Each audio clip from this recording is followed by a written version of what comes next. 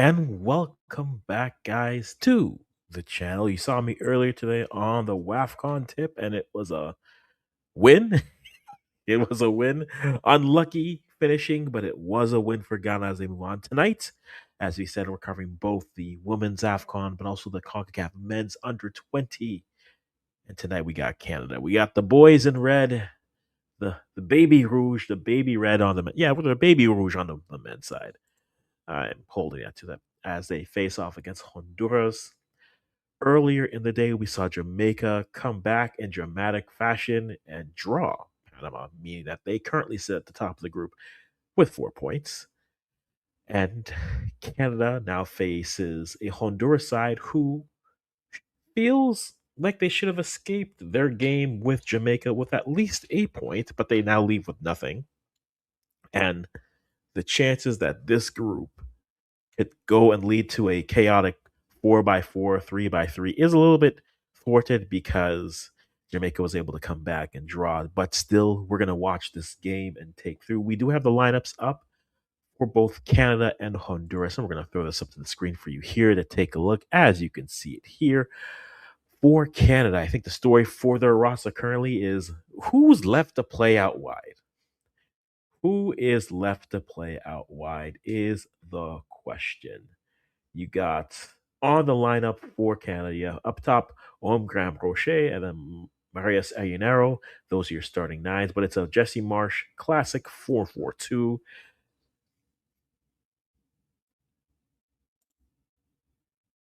Huh, interesting. Eisen Gervais is currently listed as the goalkeeper, but I'm going to go confirm that here. In the back line, you have Clovis Archange, Felix Sampson, Sergei Kozlovsky, and then Zane Bruno. That's your back line. In the middle, you have Dylan DeJelson, and then Emmerich Fotzing, and then Liam McKenzie out wide with Lucas Lima as one of your two out wide. And up top, Juan Rocher and Marius Arenero. For Honduras, you have from the back Curry, Ramos, Rodriguez, Villafuerte, and Perez. That's your back line and goalie. Salazar and Arana are your flanking midfielders with Baldas and Valle in the middle with Flores and Martinez leading the line. Again, as we had said, this Honduras side were able to fight their way back against Jamaica, but then lost the game with a dramatic last second goal score by the little reggae boys, the mixtape boys, whatever we're calling them. Jamaica was able to get the win over Honduras. So it is very interesting. Normally, I don't try to judge teams until you see at least two games played. And I think it's a fair assessment, especially if we take a look at, say, what happened with Panama and Jamaica today. Panama, great first half. Jamaica found goals in the second half and we're able to draw it. So we're going to find out how good these two sides are, Honduras and Canada, as they come and they play. It'll be rather fun and interesting to take a look and see. Now, let me just confirm this lineup here because no, Eisen server is starting.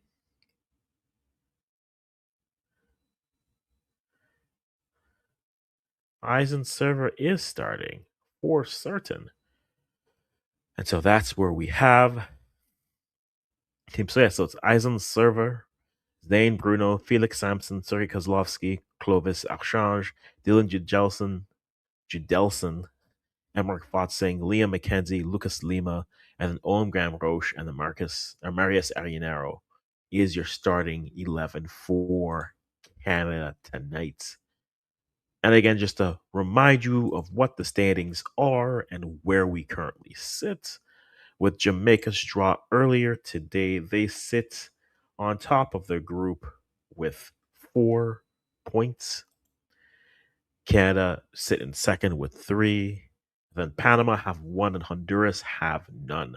A point keeps Honduras alive with a matchup versus Panama in their final match, basically playing for not only a second, but probably a third place spot, depending on what happens with the other teams. Canada, though, looking for a second one that could propel them to get maybe a foot into the quarterfinal rounds, but not necessarily solidly in just because the 4 points. And reminder again, we went over this yesterday, but I'll just remind you again because of how this tournament is redrawing in the quarterfinals, there is a possibility that they could play a team from their same group just due to the fact that it is based off of rankings and spots. So again, we're gonna throw this updated here to show you where it is. It's rankings 1 through 8. So the top three first place teams, then the next three second place teams, and then the top two third place teams. So based off of rankings, that's who they would play and what they would look for. So at this current moment, a win or a draw from Canada vaults them back into the first overall rankings. Currently, Jamaica's there because they've played their 2 games and they have 4 points. But as we were looking at this yesterday, there is a possibility that you could have a team play the team that was in their group already just based off where they finished ranked. So if the competition were to have ended after 2 match days, and I know you don't have Canada playing and or Honduras having played. But if it played out as it stood, you could have the United States rematching with Haiti, Mexico rematching with Costa Rica, Jamaica would be playing Cuba, which would be a very interesting matchup. I think the 4-5 would be Guatemala, Canada in that matchup. That is how it's running. I don't know why CONCACAF keeps changing how they want to do their formats. It's simple. Just keep it simple and it works, but they choose the more difficult route. And that's what they choose. And so, again, group rankings reminder only 1 game play for Canada and Honduras. So, both these, a win for both sides vaults them into, would put both actually into the top 8, unless, say, Canada was thrashed by Honduras, which is a possibility. Not a high one, but it is possible. We'll see. And then they'd go from there. In Group B, you have Mexico, who currently sit on top of their group.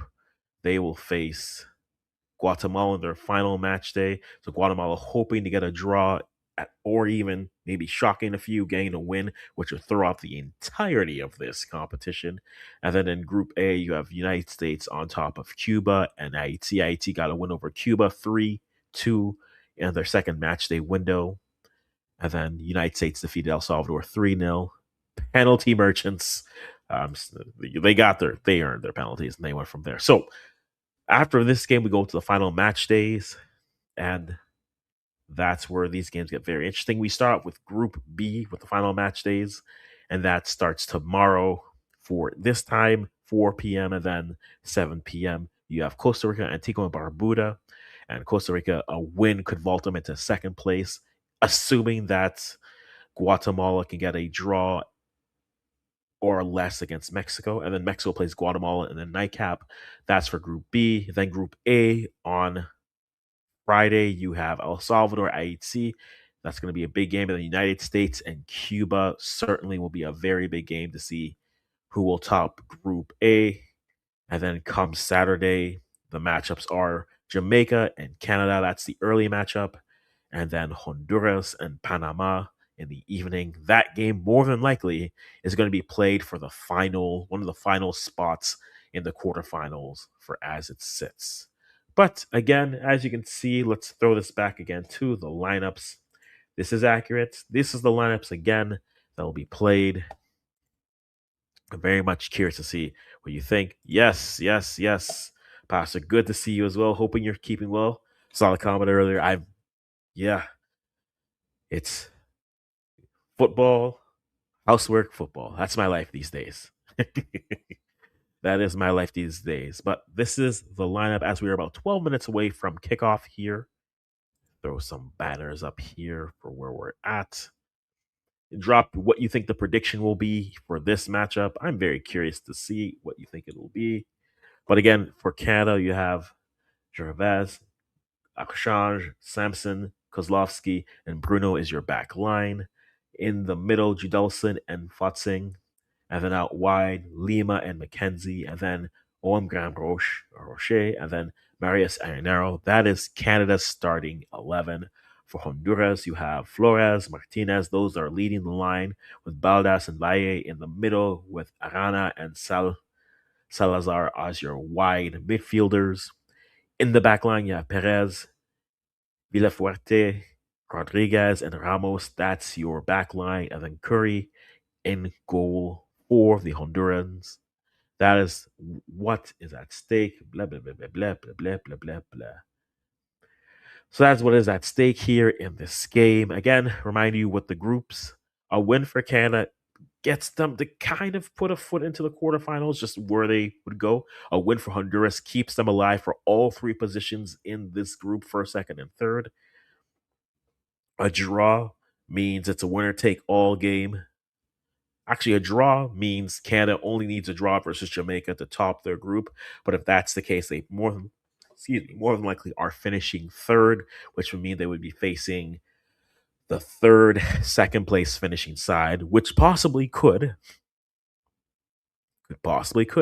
be a team from their group. And so that is what is at stake as we are getting ready. Where to watch this game if you're in Canada? It is available on One Soccer. That is there if you are anywhere else in the region or outside of this region. CONCACAF YouTube channel. I've been emotionally in the UK this week, just with WAFCON, Women's AFCON, and the CONCACAF U20. So I've been emotionally in the UK watching all the action, one from the other. But we're going to be here. I don't think my commentary is going to be needed as much as it was for WAFCON, but we'll certainly be here to talk about what we're seeing, some of the players that we're looking forward to see. I think in this game, I'm curious to see what we're going to see out of a player like Lucas Lima. He's playing at Chavez currently out in Portugal, playing on the U19 side. Interesting, promising player, but again, with more and more injuries, no Bosenberry, no Sholojamo. It's next man up type mentality. So I'm curious to see what he's able to do on the wide side. I've also accepted the fact that even though yesterday I said it'd be great if we had played a back three and then tried to experiment that way, push their fullbacks further up the pitch as wingbacks. This is a Marsh.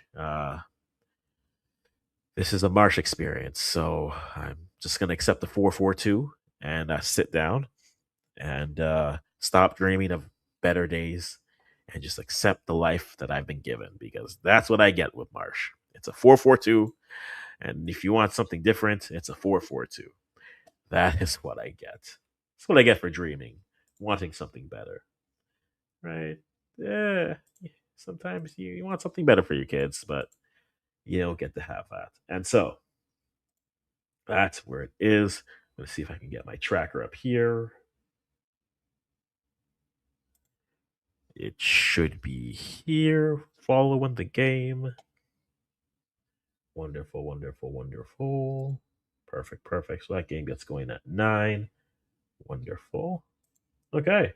So about 7 minutes is when we'll get going. Perfect.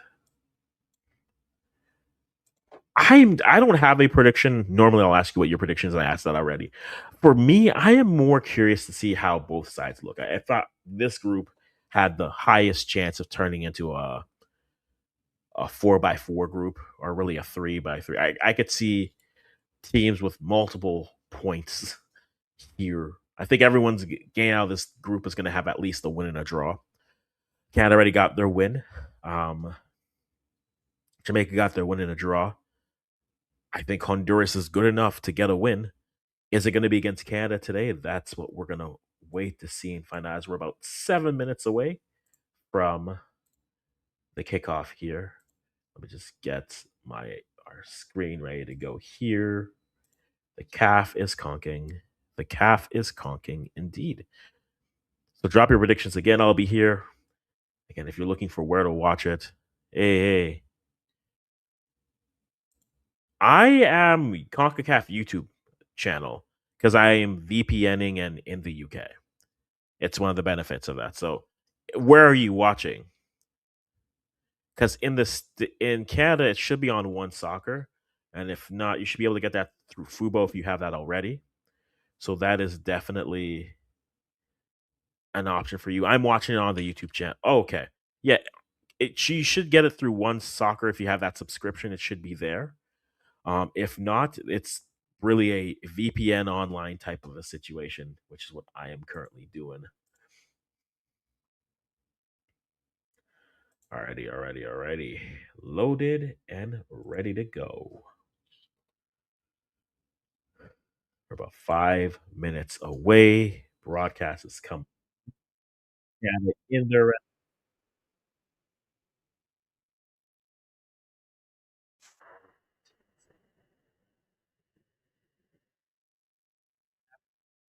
Were discords and things that I have set up. One day I might. Today's not that day, unfortunately. All right, so throw that up here. We're doing the anthems. Canada in the red kits, Honduras in the white kits as well. So this is going to be very, very interesting as we have it there. 4-4-2.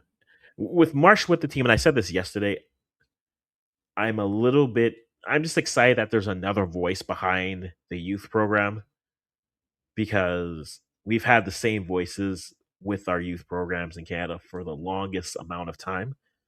And so I'm happy that it's a different voice. Where I'm disappointed is we're not mad scientisting this. We're not trying different things. It would have been nice to, especially with the lack of wingers it feels like we're having. But and at least with the program, if they've been with programs, at least they've been successful. On the women's side, you had Emma Humphreys, who left with Beth Priestman. They're both now in New Zealand, but sustained success with those programs. Sydney Ty with the U20s, sustained success. Olivieri and Biello haven't had sustained success with the U17s and U20s. So this is where I'm at least excited that it's a different voice with them. It's a different set of eyes. Where I again am cautiously watching this is the fact that we're just going to see marsh ball. And in the first game, you saw all the aspects of marsh ball that work, and then all of its hangups. Right, still gave up chances in transition. Great transition, long balls, beating defenders who were too far up the pitch, and then going from there. So in this type of a tournament where you're lacking more and more wing players, I'm wondering at what point do we just play to the strength of our team, which I think is our defense. Get a few more defenders out there, push the ball further up, be pragmatic, and be a little bit more dangerous when it comes to set pieces.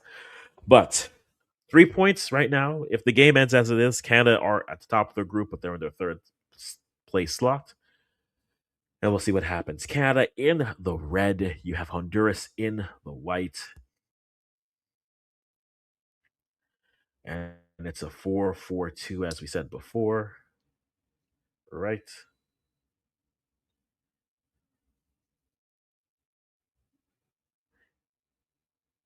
Yep.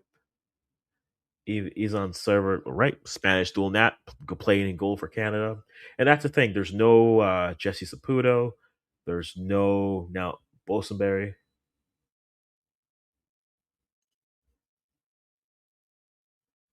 He's not in the 18. He could come back, but we'll have to wait and see for that. And then Jimo, no availability, listed on the bench. We'll see if he is available to play anything.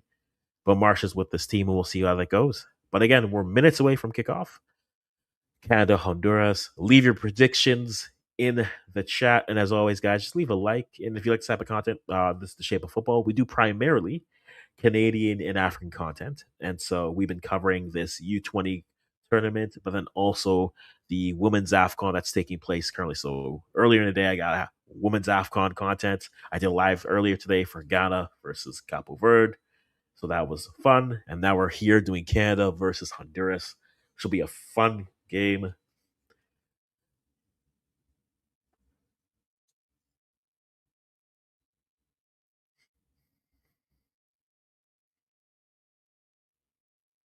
So we'll see what's able to come here. Flotsing currently, I think he's on Golden Boot zone for this tournament.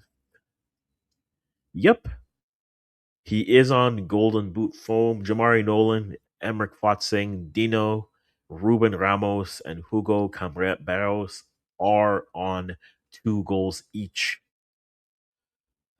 So it's definitely going to be interesting to see how this game. It's a 4-4-2 versus a 4-4-2, but Honduras have certainly a little bit more depth an availability for themselves. That's what happens when your players are healthy and aren't out with injury. So that's what's going to be here. We're going to be keeping an eye on the injuries and the play as it comes through. But again, get ready for kickoff. Excited to see how this game goes through. A win for Canada, pretty much, it puts them in the quarterfinals. Then it's really more about seeding. But a win for Canada, and there's nothing. They can't finish lower than second in their group. But a loss for them, then everything is still up for grabs for everyone in the group. And that's certainly what we'll be keeping an eye on and seeing where that goes. But Honduras and Canada U20, the last three matchups at this level have all been won by Honduras. I think there was a U15, U no, not U15, 2015, 2017, and 2024. 2024 would have been 2 years ago. Was a 1-1 draw, and so Honduras are going to be going left to right on the screen if you're watching on the game, but then Canada going right to left, and Canada getting out to press in that 4-4-2 slash that 4-2-2-2 to see what they're able to do. Calling Quest, you're saying a 3-3 draw. I think both sides could win, so a draw could be there. A draw doesn't hurt. A draw keeps Honduras alive, but then it also puts Canada on top of the group, so it's definitely an option for them. That's with the ball stuck in the middle. It looks like the pitch is wet from some rain earlier in the day. Free kick coming from, yes, the rain certainly did come down in between the games, as the commentators are saying.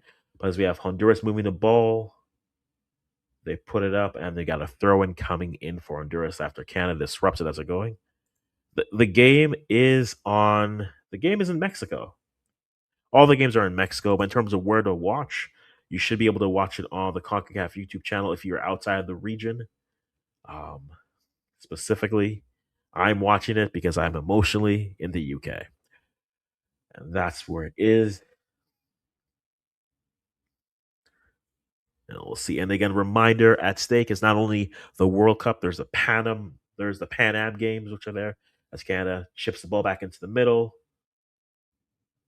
McKenzie tries to get it. Lima tries to play it. It's moved out.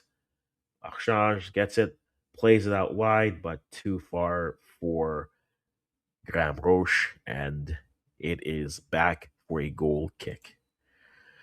So again, at the U20, it's the Olympics. If you finish first or second here, depending on what happens with the US, it's the World Cup, which is what the semifinalists will go and play. And then the Pan Am Games are also available for this as well. So plenty to play for in this tournament, not just World Cup qualification. And also, the Confederation bragging rights to win this tournament and this trophy. All right, this Honduran side now just building from the back. Good passing back between the keeper and the center backs. Okay, perfect, perfect. Thank you, Pedro Fernando. Appreciate that. It is on Fox Sports 2. If you're looking for any other options on where to find this game, Honduras are being very pensive, trying to trigger the definitely trying to trigger the press, but Canada being patient enough, and now looks like the press is triggered, chipped up over, trying to move the ball out wide. Back to the goalkeeper, puts it out into the middle, but one back in the middle, foxing with the ball, but can't handle it. Back to McKenzie, back to Archange. Sorry, Zane Bruno puts it out wide. Lucas Lima with the ball, probing. Now he sets it back. Canada looking to reset now with the ball. Kozlowski with it. Like Samson with the ball, puts it to the middle, back to Samson. Samson under some pressure in the midfield, puts the ball out wide. You have Ainero, puts the ball out wide, tries to get to it, but can't get it. And now a deep ball, but Aizan Server gets to it, and Canada builds back in. Here we are, Canada probing, ball back. This Kozlowski, back to Samson. Samson looking and probing, moves the ball up. chips it over the top, reaches Ionero, but it is offsides. What do you mean? What happened to my ball? I have hair. The disrespect, people. The disrespect. Oh, Colin Quest. Oh, man, appreciate it. Fox Sports FX2 is where it is. Appreciate that super chat. Really do. So again, Honduras back with possession. This seems like it's going to be a very pensive game where it's a Honduras side who are going to try to be patient versus a Canada side as Lucas Lima gets the ball, but it's fought off, and now the ball goes back to Honduras, who are going to try to build up slowly and see what they can find. Still nil-nil early into the game, but Honduras taking their time, not trying to rush into the press. Canada waiting to trigger that press proper. Canada trying to trigger that press as they go through, but Honduras being the patient ones here. As we have Honduras still being pensive with the ball, moving it out. Okay.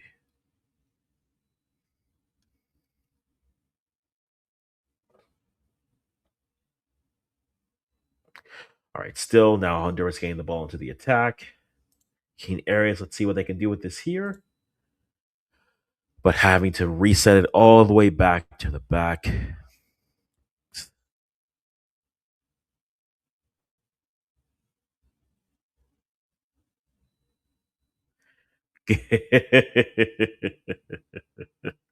Angus. Hey, give me a game with stakes. I'm there for it. I forgot about the MLS All Star game fully. An All Star game seems like such a again. It's such a North American thing, but this is the life we live. This is life we live in. 7th minute, ball goes back, and Honduras back in. Ah, I cut my hair and it brings back, but I appreciate you very concerned with the quaff. Okay, I appreciate your concern with the quaff there, Lee Young. I do. All right, so here we have Honduras just building up. Let me get this back up. Dealt with by server, and now Canada in possession. He's on server, definitely gets it, claims it. Bruno 17, Archange 3. There we go. So Kozlowski sends it up, but first ball won by Honduras. Fotzing tries to get the second ball. Judolson with it in the midfield, looking for someone to pass to, but no one to give it to. And Archange plays it back to Kozlowski. He sends a ball right into the middle. It's found. Lucas Lima with the ball tries to go out wide to Liam McKenzie, but pass is dealt with. And the foul, free kick coming in for Honduras.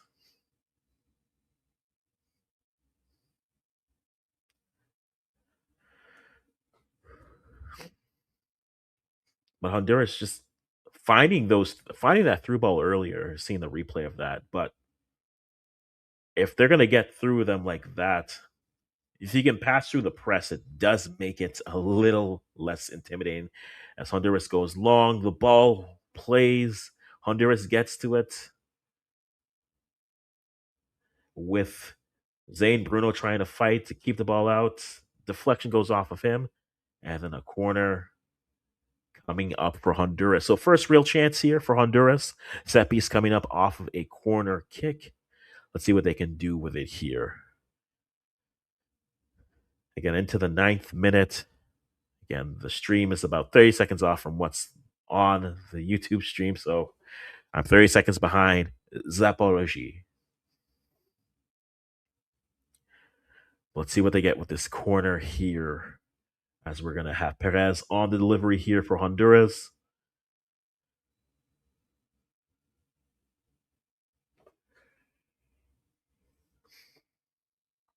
All right, so Perez with the delivery.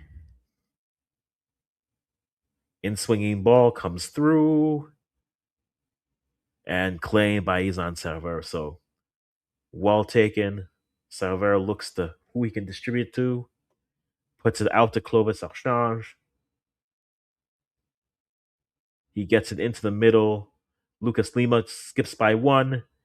He's dribbling on the left side, plays it out to Ionero. Ionero loses the ball, and Honduras back on the build-up. And the foul and the free kick coming in for the Hondurans.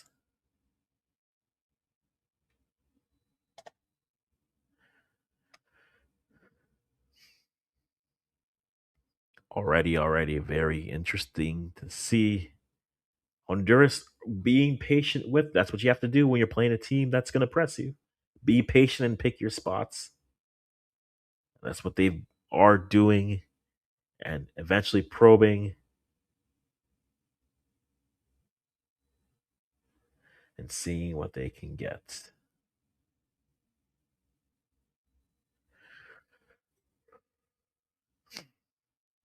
As we have, again, Honduras right now have pushed their fullbacks further into the attack, so it's a lot of center backs going through with Salazar trying to drop into the midfield.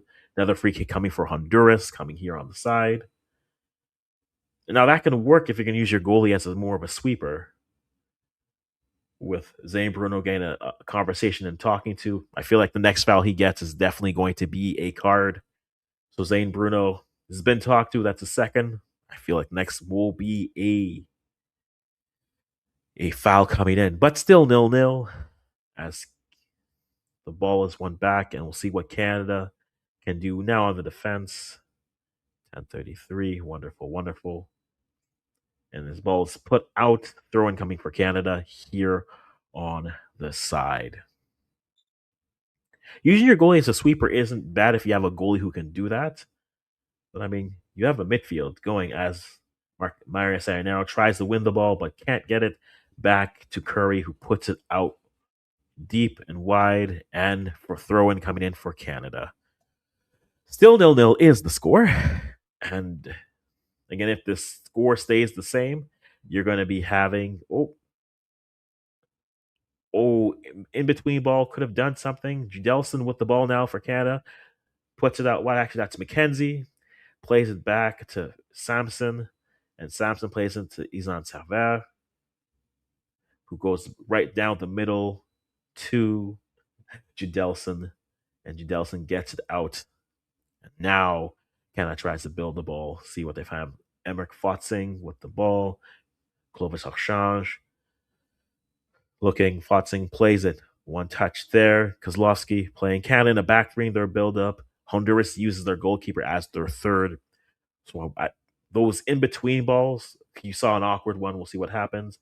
They try to go deep, but Ainero may have been offsides on that. Ball goes back as Curry now brings the ball up and passes it up, and we'll see what Honduras can do with this build up right over here. Passing the ball back. Curry with the ball. Curry passing it out to Ramos. They go direct, they go deep diagonal. Archange beating on the play, but a good tackle, but Honduras still in possession. And now Honduras fully in possession, moving the ball into the attacking half and the attacking third. Ramos through the legs again. Or sorry, Martinez, that is. And they try to go direct, but too much pace on it. Graham Roche had a run, had a step, but too much pace on that pass. Back to Honduras. So we'll see what comes of that. But still, nearly 15 minutes into this game, not really a shot in this game as of yet. But we'll see as, again, this Honduran side are going to be very patient and going to push laws. They break a line with this pass here. Ball goes wide, but dealt with. Now you have, Graham Roche and Ionero trying to get to the ball, but they can't get to it. So back to Honduras. Curry with the ball. Now, again, patient and pensive, this Honduran side. They are not going to run into a trap here. They know that's what's coming. And so we'll see what they're able to build as they are being patient and trying to find as Curry goes back to Ramos. Ramos back to Curry. Let's see what they do here. Via Fuerte goes long across. Kozlovsky knocks it, and Collision goes back, and it's another corner kick. Honduras finds some success in getting long balls over the top and trying to then capitalize. But hey, that's now two set pieces that they're on. Let's see if they can get maybe a shot on frame here, a shot on target.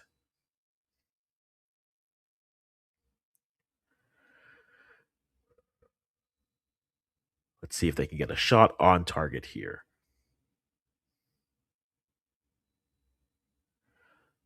All right. So Perez with the delivery, getting ready, sends it. He goes short. Honduras looks, chipped in the middle, lands at the feet of someone, but then cleared by Canada, but not out. Botzing tries to move it.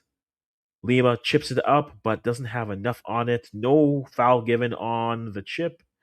And now Canada again in defense with Curry passing it out to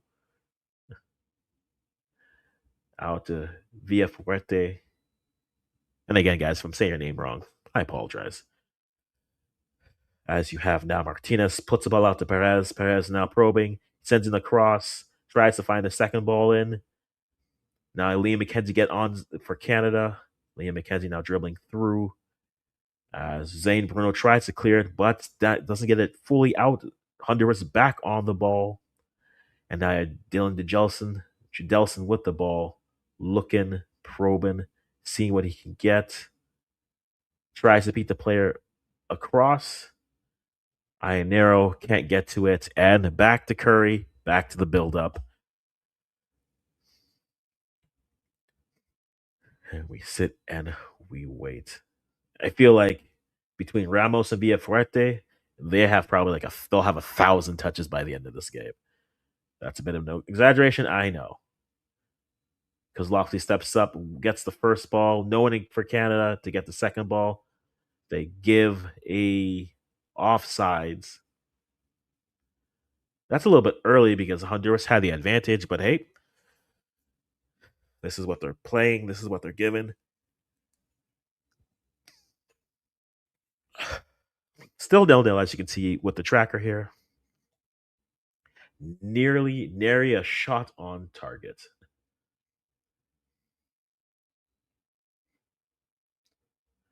We'll see. So the offsides, free kick is taken.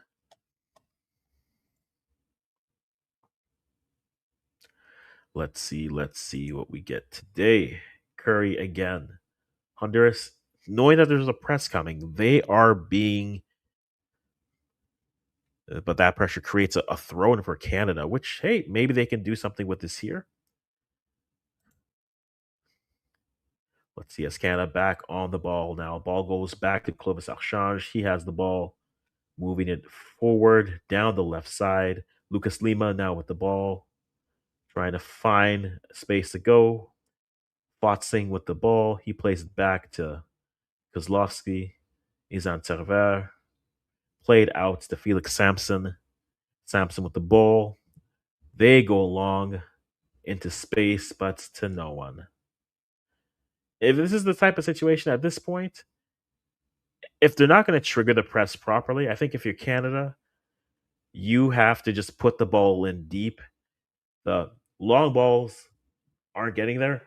Put some diagonals, and worst case scenario, you put the ball deep, and it's a deep throw in that you have to deal with. Now back to Server, who goes long, clears it out. McKenzie to Graham Roche. Ionero heads it back to McKenzie. McKenzie now with the ball, probing in the middle. Emmerich Fotzing has the ball now as he enters into the midfield. Plays that wide to Lucas Lima. Lucas Lima now dribbling. Tries to get past, but well defended. Perez with a good foot tackle, and the ball played back to Eisenserver. And now we have Judelson with the ball. He brings it up. Fotzing with it. Judelson doubts the Clovis Archange. He comes up on the left side. Lucas Lima looking. He had a pass, tries to play it in, but not enough weight on the pass. Good idea, dealt with by Canada, but it would have been offside still. Still 0-0 as the game goes on.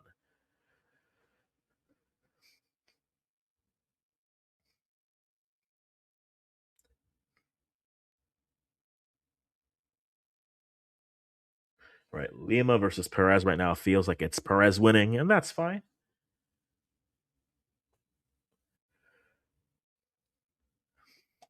But set piece started off again as we go deep. Canada and the ball goes out. So throwing coming back in for Honduras. Do I have any liquid to soothe the throat? All right, so still 0-0. So far, it's been a very, again, pensive game is how I would say it. Honduras are being very are probing and trying to find, but right now you got Honduras with the ball moving into the midfield, dribbles through a phone booth, but gets and now you have Canada. Ionero with the ball plays it out to Liam McKenzie. Liam McKenzie now looking. Now that gets probed back. Now it switches to Lucas Lima. Lima versus Perez is certainly just the lineup is just what it is. A deflected ball lost gets to Emmerich Fossing, gets it to Ionero. Ionero cuts it inside, shot blocked, and now you have Honduras coming and breaking on the other side with enough players coming. Beats one, a good tackle. Judelson with the ball tries to move forward, passes it back, but then lost. Honduras now with the ball moving forward. They have some numbers coming through. Gets past one, a tackle, deflection, and we're getting a throw for Honduras. How? But okay.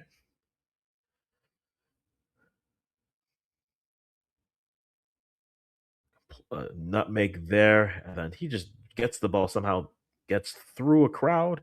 But now we got a free kick coming in for Honduras in a dangerous spot, possibly. Nope, just a throw in, just a throw in. So far, it's a team trying to be patient versus a team trying to press and know when to trigger it. And hey, this is the chess match of this game. This feels like a 1-0 type of a game. It just feels like it because maybe it opens up further into the second half, but right now we got to throw in waiting for Honduras, and we'll see what comes of it. Agreed on the rise. The boys need to wake up. So now we're waiting to see what they're checking. Something here on the broadcast. Looking and waiting, waiting and looking. Are they switching the throw? Is VAR coming and doing a job here? Nothing. Alrighty. So throwing for Honduras as we sit here. Chipped in, sent across, and it's going to be a deep throw in for Canada. And this is what I mean. If you're Canada and they're not going to trigger the press by passing through, make them have to play through your players by put a diagonal. Don't go long to the goalie.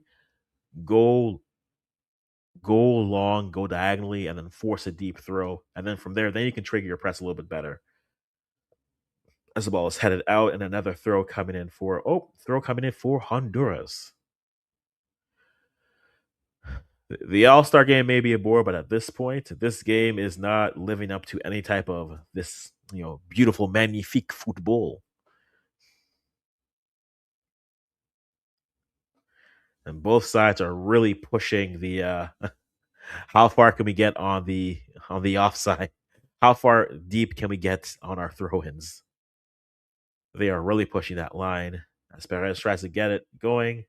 Lima tries to get through, no foul given. Deep throw coming in for Canada, for Honduras, sorry.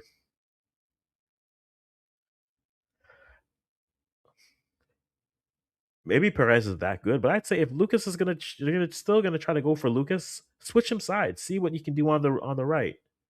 Low cross in, but skies it over. That's the first big chance. Balabas has it at the top of the box and just skies it. Well worked. Honduras gets it. Martinez plays it, cuts it back, and it's there and it's off. That's probably the first big opportunity in this game. And that should have been at least on target, let alone a goal, but at least on target. Honduras with the first real knock. Now here comes Lucas Lima with the ball. He's looking, tries to get wide, crosses it over. Flotzing with the ball, tries to strike it on. It's blocked, and a foul called. You both sides with opportunities, both sides with two opportunities at the top of the box that you gotta put those on target, block shot or not.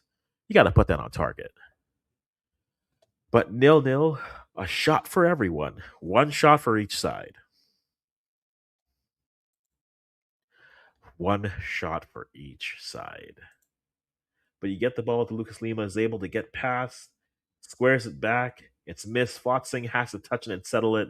And then within that time, the defense is able to then recover and get to it. That's got to be on. If that's one touched, he has a chance, but it's not. And now you have Honduras building up with Curry, Fuerte, and then Ramos. Change gets caught up wide. Now you have Flotsing trying to make it back. Now he tries to cross it, switches the play, too much air on it. They let it go, and now a throwing coming for Canada. If you're Honduras, they're picking their spots to go when the fullbacks pinch too high. And I think for Canada, it's if they can get a little bit more out of their wing play, and if you can't get it with your wingers, then that's where your fullbacks have to step in and do it. Ember Flotsing with the ball, Ayanero plays it back. Flotsing chips it up, but too much air onto it for Lucas Lima to get under it. Another throw in.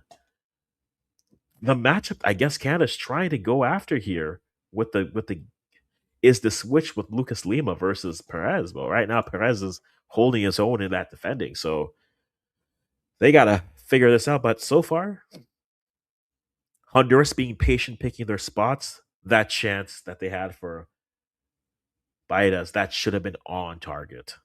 Should have been on target. That's a little. And then on the other side, Flotsing touches it one too many times, and now it's gone. So opportunity is there, but aren't able to be finished either skied or takes too long and it's a block shot. 0-0 is the score so far, and yep, this match deserves it. Maybe save those both shots. Maybe there's two more saves that have to be made, but it's looking like they're calling for a change for Honduras with the player who is down. So then we have an early change here. Midway, just past the midway point of the first half. Still 0-0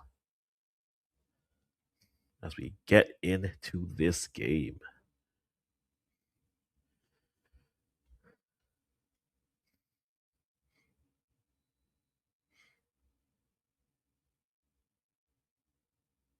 So we wait.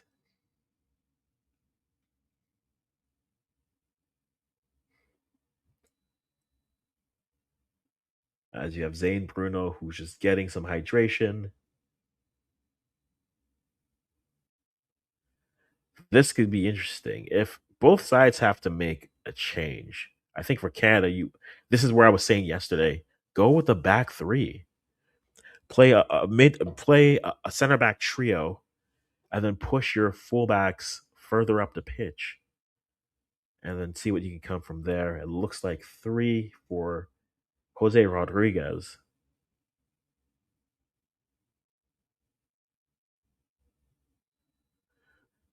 Rodriguez just goes down.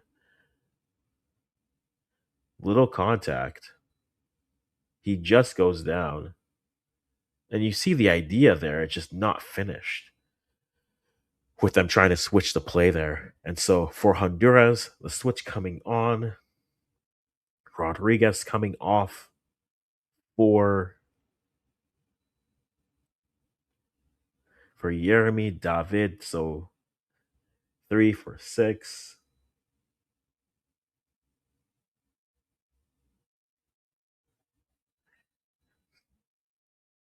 So Jeremy David comes on for Rodriguez. So first sub come in for this game. Injury for Honduras. We'll hope it's all right because he just went down. It might be something that's been nagging him, but you don't like to see non-contact injuries. He just went down and realized he couldn't continue. He tries to save the ball on the side, and a throw in coming for Canada.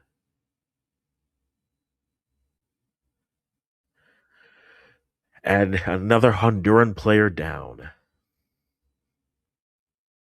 Looks like Graham Roche. They're trying to feign the call that Graham Roche turned, and then on the turn got him in the face.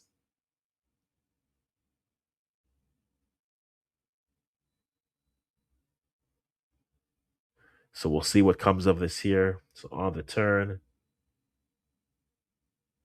Graham Roche turn. It just could just be a two.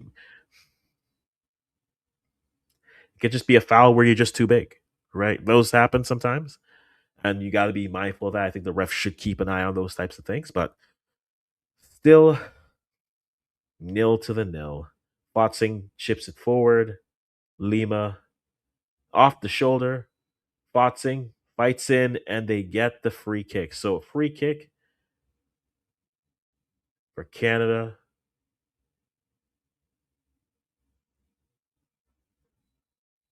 Yeah, this feels like it's going to be a very tumultuous.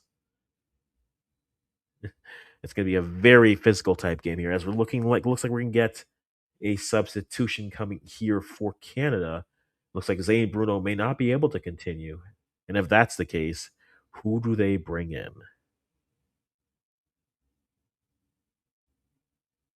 Probably one of.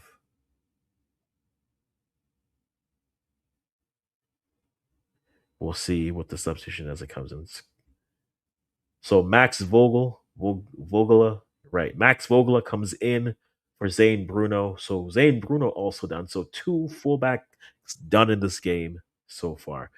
Let's see with the set piece. McKenzie puts it up, but too wide, too much air. Free kick coming for Honduras.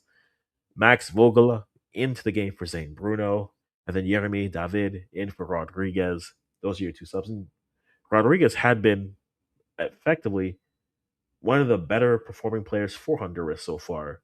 So that's going to be a loss for them early on in this game. See how they can recover. Honduras goes again a diagonal deep, played well, gets the ball, but one back by Honduras. Honduras dribbling, gets the ball in the middle. Canada just letting the ball go, shot and taken. Izan Server get it.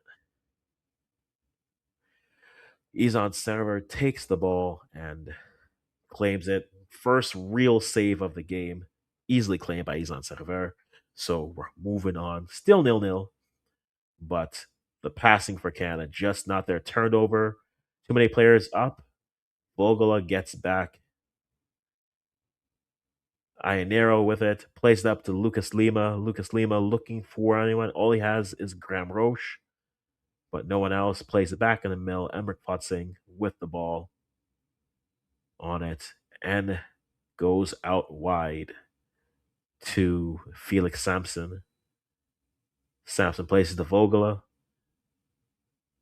Bad pass, deflected pass, one back.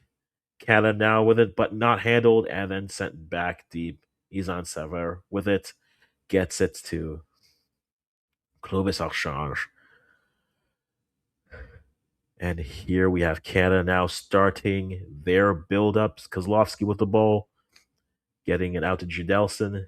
Judelson to Vogela. Vogela back to Judelson. Back to Kozlovsky. Kozlovsky goes over the top, tries to win it. Second ball, Flossin can't get to it. Honduras with it. They try to go direct, put the ball into space, but too deep. Throw in for Canada. Sanson Canada's taking this U20 very seriously. If we were healthy, yeah, I would agree. If we were healthy, I would agree. All right, so here we go with Canada now. with the ball. Sampson cuts it back, goes into the middle, plays it out wide to Vogela. Vogela now puts it into the middle. Ionero just dribbled away. Bad, good turn, bad shot. As Ionero tries to put it on frame, but it just dribbles away wide. Goal kick coming in for Honduras.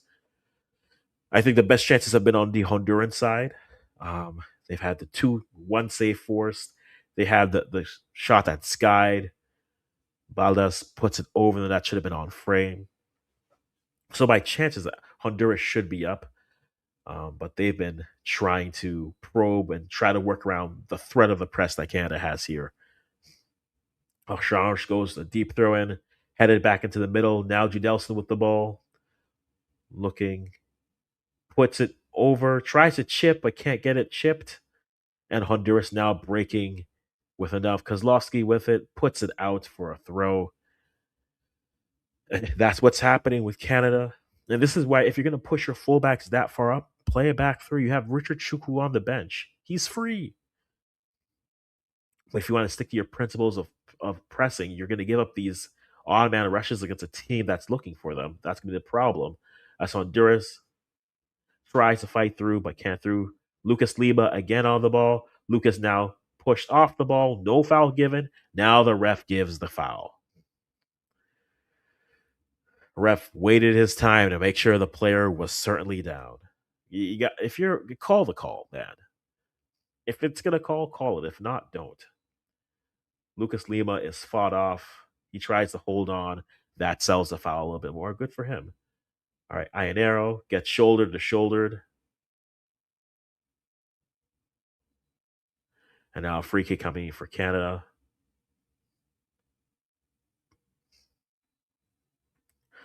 Fotzing on the ball. Let's see what we can do with this here. Let's see what we can do with this here. Played out Ochange, back to Fotzing, back to Ochange, back to Kozlovsky in the middle, back to Ochange probing. You have Fotzing on the left. You're gonna go there.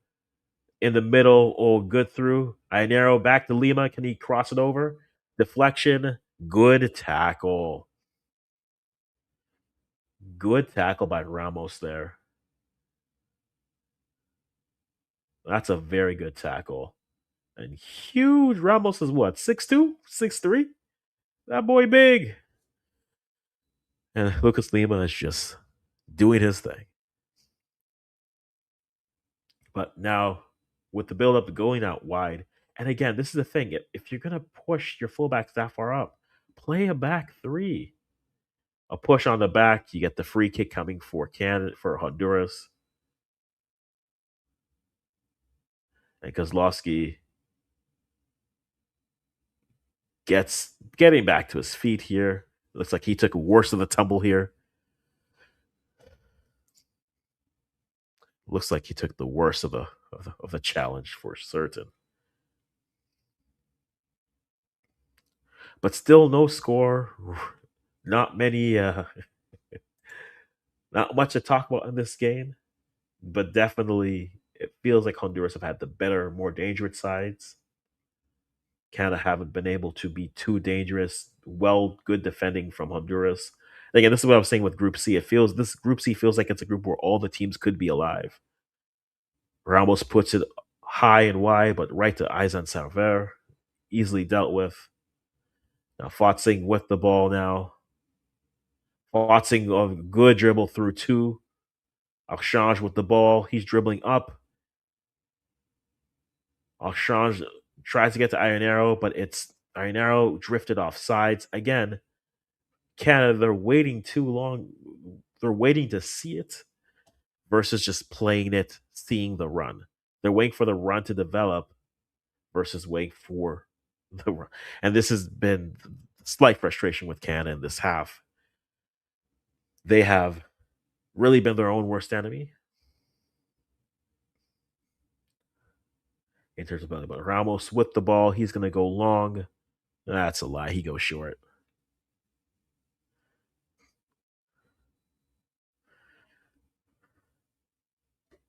So let's see what happens in this game. Curry with the ball, building. And again, if that's what they're going to do, if you're Canada, put the ball diagonally deep and force the deep throw in. Server gets it on his feet, put it up to Kozlowski. Kozlowski out to Felix Sampson. Sampson now gets the pass in. Vogela. It's deflected back to Honduras. Honduras now with the ball in the midfield. Dribbling through pressure, dribbling through phone booths. It seems Honduras still on the ball. Ionero nearly losing the ball. And the ball placed out wide. And Kozlowski gets the foul called.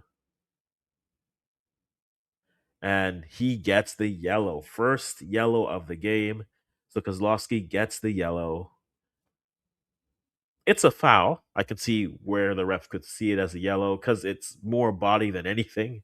At least act like you're playing the ball. So you're finishing the check here. Don't be Schaffelberg. Finish the. So now we got a free kick coming for Honduras. And a good spot for a cross for certain. As we have.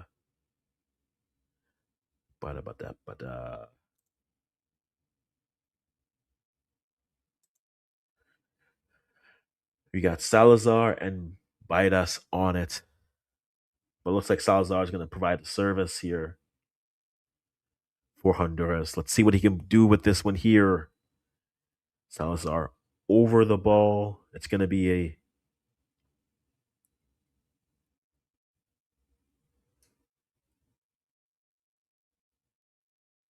Looks like it'll be an in swinging ball.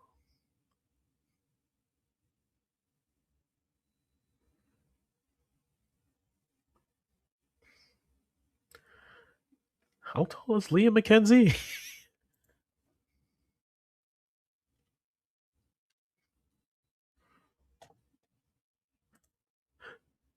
All right. Oh, tries to go direct. Tries to go low and direct. Aidan Server gets it and he rolls it out. Clovis Archange now with the ball.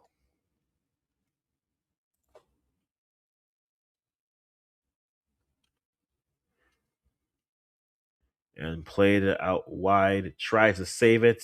Lucas Lima does. He does a nice cutback. Gets the ball in. Tries to dribble through.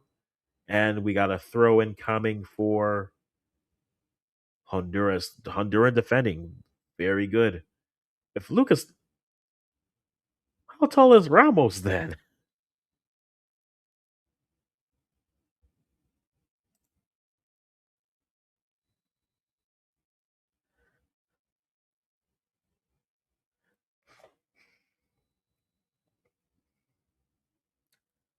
All right. Archange plays it back. Vogela gets it back. Now Archange looking. Probing it. Lucas Lima tries to play the one. Foul given. Physicality is certainly there. It's definitely reminder to everyone. I can guarantee you they are not all over 23. I can tell you that much. Okay, I saw these kids at U17. This is not. We got a free kick coming in. Kozlowski. Patty Riley. Patrick Riley. Leave that for appropriate people. All right, so now we got Lucas Lima over it as well as Sergei Kozlowski. Kozlowski puts it out of a soft ball headed in. Tries to get to the second ball, can't. Dribbled away. Chipped up over.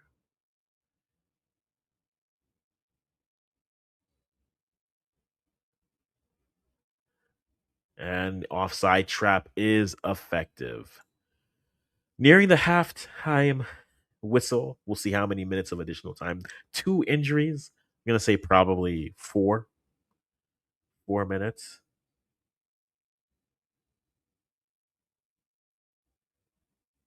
Oh, Fotzing was onside. Well, Fotzing was onside. I don't see. Oh, well. Ball played in. Try to one back in the middle. Judelson with the ball, play in the middle. Fotzing back out, tries to play it short, but Lucas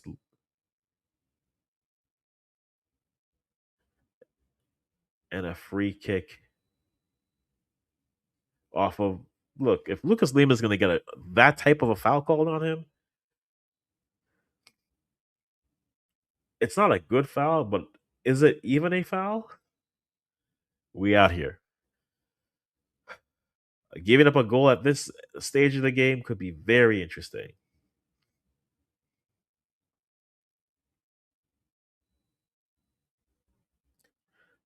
All right, so here we have waiting to see what we can create here. So they're going to try to go direct with this. Ramos puts it deep. Block shot. Here comes Canada trying to win it. Backheel, back space. Hipped off, and now another free kick given. Lucas Lima.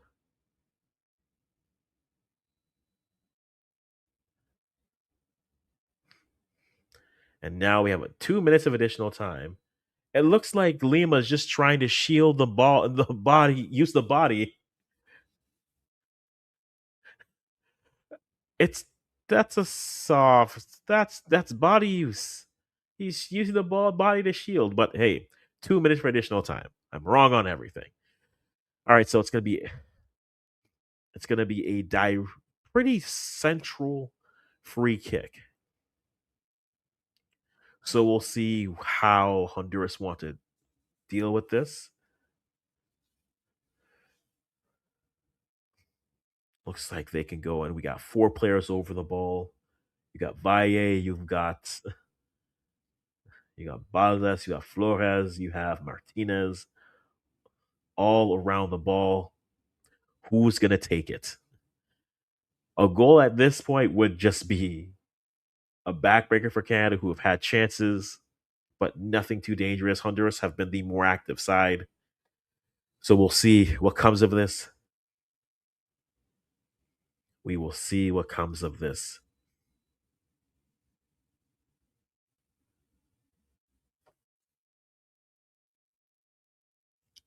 Alrighty. Lucas Lima on the floor. He goes and he goes over the bar. Aizan Sarver goes long immediately. Ionero running off the ball. Now the midfield is in disarray right now.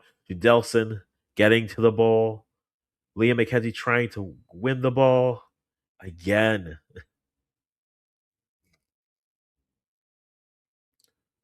Honduras trying to build up, trying to create something near the end of the half. Deep throw in, and that should be the end. And that is halftime. So 0-0 in a game, to be honest, that not much has happened. I think definitely Honduras have had the better chances in the game. Um,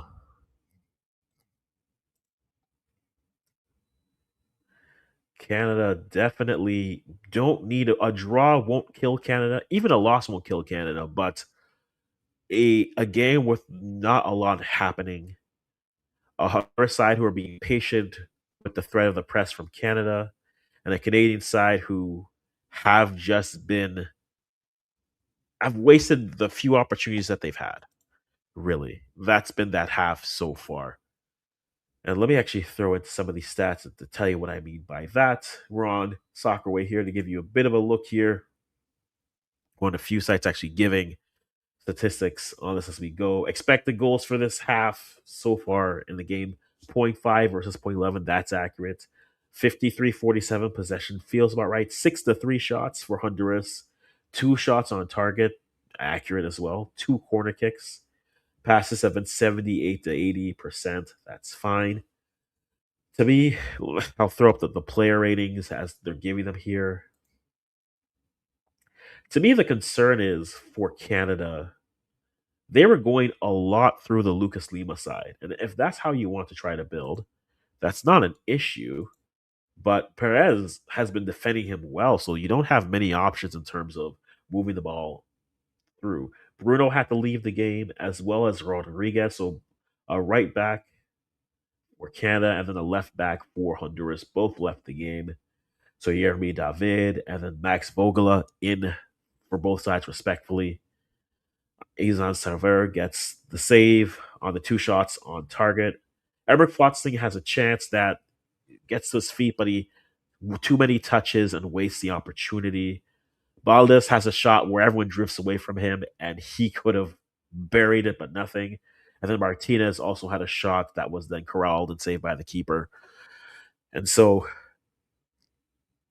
it's a game where Honduras aren't trying to play too fast paced because if it turns into an up and down game, they don't want to have too many shots. I'm seeing the replays of the Baldes miss, and it was just, that should have been on frame, let alone a goal. That should have been on target. It was a good drift, drifted into perfect space, and had it and just missed it. And then directly coming the other way, you had Flotzing Lima, who gets the ball, cuts it back. Flotzing gets it one too many touches, takes three touches, and then it's eventually blocked. You got to be more decisive at that point. By that point, you had every angle of the goal covered. And sorry, that was Aranya was the player, not Martinez, who puts a shot on target for Honduras. And so for Canada, you're already down your two wingers. It's been good defending by Honduras. Lucas Lima hasn't been able to create too much. And the thing with this Canada side, you don't have that many wingers left to play. And this is the one problem when it comes to playing a 4-4-2. Liam McKenzie is a 10, and you're putting him out wide. That's not where he's going to get the most out of his talent and his comfortable playing ability, right? I would rather they truly, I would rather they play a back three and push Liam McKenzie, sorry, into the middle to have a little bit more. There is one yellow card. Sergei Kozlovsky has that. But to me, that is the 4-4-2 has its flaws, and Marsh is going to live and die with it. But that destroys players like creative midfielders for what they can do. 1-1, good to see you as well. I know, I'm sure a lot of Jamaicans here are watching this game to see, okay, how does Canada perform versus that side? I think every team in this group are pretty equal. It feels like every team in this group feel like they're a little bit level. So it's not a surprise to see things being close and cagey as it is. I still feel like there's definitely a goal. Maybe there's two goals in this game. But for Canada, they are getting the ball to where they want it, which is out wide. But McKenzie is left on an island because he wants to drift inside, but there's too many players in the middle. Judelson has been decent, but not great. Like McKenzie looks like the rating for McKenzie is a 5.6, and it's partially because he's a cam who is being forced to be isolated out wide. His natural position is in the middle, is creative, is being that roaming player. And in a 4-4-2, you're going to put two workhorses in the middle and take away the creativity. That kind of kills what you're trying to do. Kozlowski probably will come off for Richard Chukwu. I wish they would play a back three, but I'm going to stop trying to dream for what I wish I could have. For Honduras, look, they have actually played this well enough. They have been patient, they've been cagey, they picked their spots, then went to run in transition, and they've been able to beat Canada on long balls. And their transition is always going to be available against Canada because part of their press is pushing twos up and leaving a back two of center backs, which is why, again, I say play back three. But I digress. And so long balls are available for them, and they're winning the foot races. And because there's a lack of bodies in the midfield, if Honduras loses the first ball, they certainly get to the second ball quite easily. The score is 0-0. Still 0-0. We got the scroll text going here.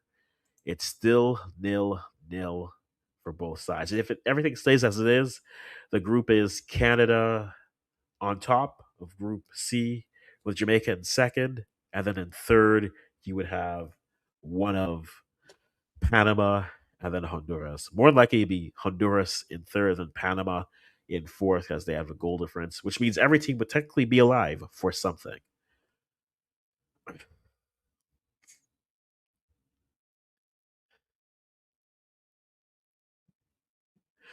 So that is where the game kind of sits. And so I think if Honduras continues to be cagey and patient and pensive at how their chances, I think they have a goal to find in this game. For Canada, it's going to take a moment. They haven't had a good set piece yet. Get a corner, maybe get some bodies. They have a chance. But Canada have just not looked dangerous in the final third. They've just been off with getting everything. And hey, if all you're doing is running around and pressing, good for you. But that's what I feel is missing within this side for what I have. So we have a few minutes to go through. Leave your thoughts in the comments. I'm going to go grab a bottle of water because hydration is key.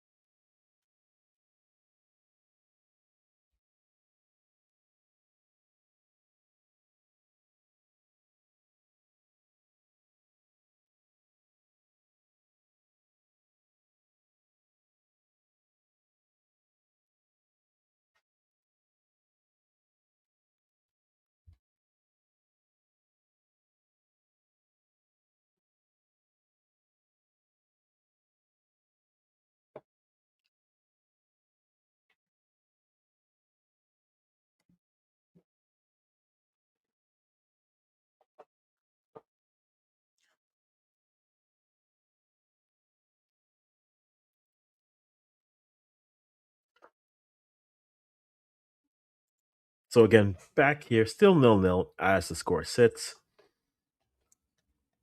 Available players. What I would look to do would be you would have you have three goalies and not enough outfield players. At this point, Walter Sedin, get in the game. Try something. Try anything at this point. That's what I would suggest. If Jimo is available, which again he's listed on the site, but I don't think he's listed as available, so we'll have to wait. Let me take a look at the lineup here. No, it'd be Marcel Bish. Yeah, I try Marcel Babishkov, Richard Chukwu again. Based off what the team has out wide, I would just love to see Marsh actually try something else, but we'll have to wait and see for that. But beggars cannot be choosers in this situation. Another 45 minutes left to play. One yellow, more than likely again, because Lofsley's coming off for Richard Chukwu to save him there. Babishkov, I think, could be an option for you to play. Timothy Faultier, also an option that could come in and play and see what we can get. I wouldn't be against Walter Sedin, but it really comes down to what we think the issue is with the side. And to me, they they've been going wide, they've just not been able to beat the players out wide. And they're down two wingers already. And the third player they're playing as a winger should be in the midfield. And so I want Liam McKenzie more central because I think that's where he could be a better creative player. And if that means you have to sacrifice, I would play just two forwards, sacrifice your wingers, play two forwards, push your fullbacks up, and play a back three. I would rather they play a 3-5-2 and try to keep their pressing principles that way versus playing a 4-4-2 where they're not getting as much out of their wide areas as they could. But again, a lot could change in the second half as we're seeing the players slowly starting to return to the pitch. If there's any substitutions coming in, I will let you know.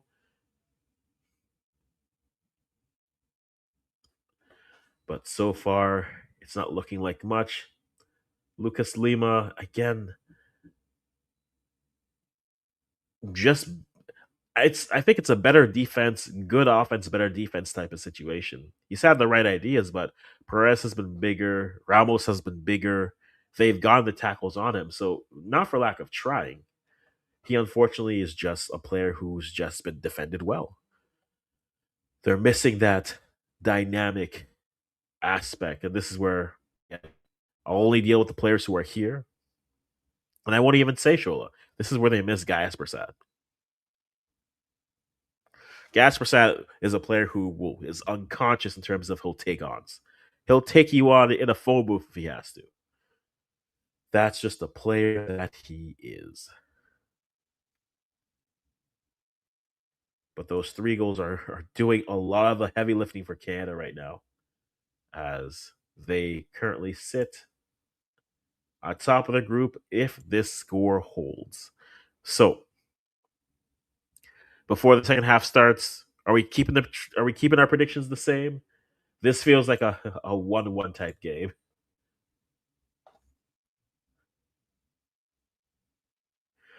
Uh huh. That's a good question. The way that Jamaica plays, it's the problem I would say with both sides is right now, because Canada's really honing in on this press at the U20 level, it's gonna be a chaotically ugly game. Because right now it seems like we're down a fullback, we're down all our wingers, most of them at least. And so transition is definitely going to be a problem with a 4-4-2 pressing. So that's definitely going to be something that's available for them. Chances and finishing them have been poor. That's been a problem with them, I think, the last few cycles. Just finishing is just off for whatever reason. So, but both sides, I don't find both sides are really build up sides, if that makes sense. 1-1. So the best way for me to just say this, I think the game on Saturday is gonna very much feel like that DR Congo Jamaica World Cup qualifying playoff game where you have two sides who would rather not be on the ball and would rather play in transition. And so because of that, it could just be a chaotic, I say chaotically ugly game in a sense, but that's what it feels like the game will be. In terms of quality, look, there's players on both sides. I think right now the strength for Canada is their defense because there's not as much service. The one drawback of Marsh coming in is everything stays as a 4-4-2. And again, you have attacking midfielders who are now isolated out wide because that's the only place that you can put them. And a team, the one thing I'll say that I'll be concerned with Jamaica is I don't think they're going to be as patient as Honduras, and I think they might run themselves into problems because what Honduras is doing is they are really being patient and really triggering the press for their benefit against Canada. I don't know if Jamaica is going to be that patient.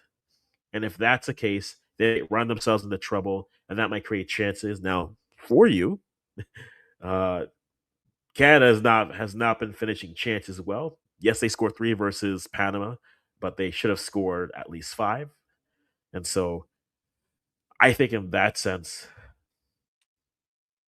I think their habits play into each other's hands very well.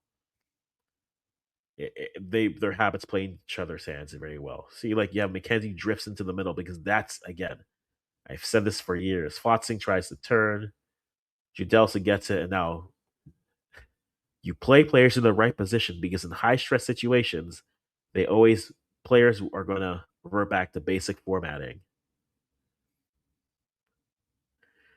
And so if a man plays in the middle, he wants to be in the middle.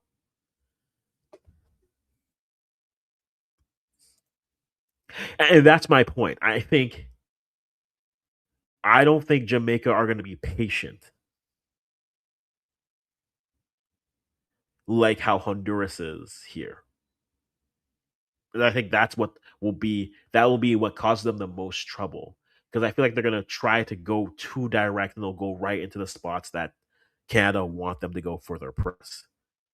Now on the flip side, if Canada gets the ball, Canada's passing hasn't been crisp enough for you to say, yeah, we need to respect them. So you could pressure Canada on the passing, and if you turn them over, the one staple defensively of Marsh ball is the fullbacks are too far up and the pinch is there. Oh, the 1-2 was just badly played. McKenzie comes back, throw in for Canada coming in. So that's where I think their habits are going to play into each other's hands.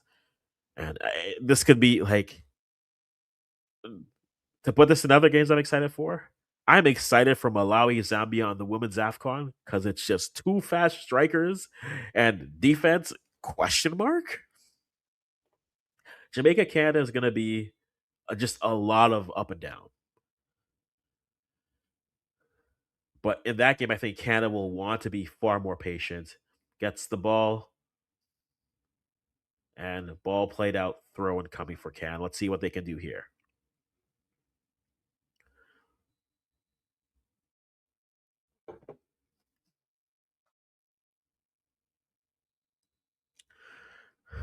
Like I said, our touch is very poor.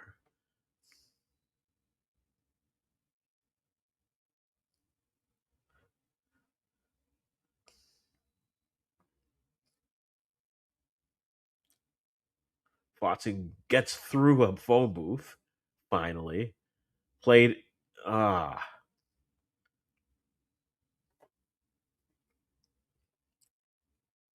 And like that's the frustrating thing with a game like today. It's not that Canada are just bombing chances. It's just once they get to everything is just off. Their passing is off. Their touch is off. Everything they can do now is just the only thing that they seem to want to do is press. There's no I'll say the quiet part out loud. Most of the technical players aren't here. McKenzie with the ball. McKenzie is probably your most creative player, and he's isolated out wide because that's the only place you can play him because you don't have wingers. Well, then sacrifice the wingers, but you're so committed to your 4-4-2 pressing that you don't even see what your team is.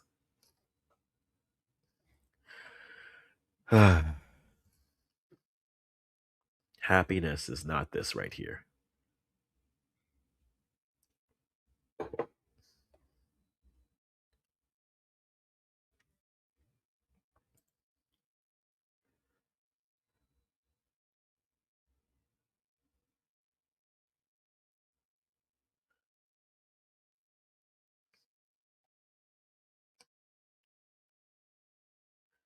Yeah, this game feels right now like it's gonna end 0-0, and we'll ask ourselves why did we stay up for this? But no, I think like you were saying, like I was saying to you, Woon, I think the matchup suits itself better for those two sides. It suits itself much better. But unfortunately, if you're Canada, you could top your group, but you need a win because a win is the only chance you have of not playing A win means you play a third place side, but you have to try to catch the U.S. or the U.S. and Mexico. And you're not going to be able to do that off of a draw. Oh, almost oh! How do you miss? How do you miss? How? How do you miss?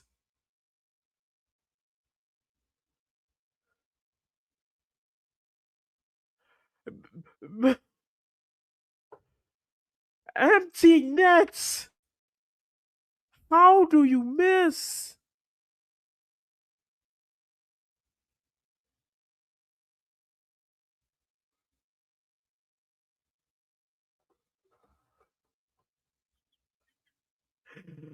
I know how this ends for me. I know how this ends for me. This is 2026 has been terrible for my teams. I know how this ends for me. Take it in, boys. And then nearly give up an own goal on the other side.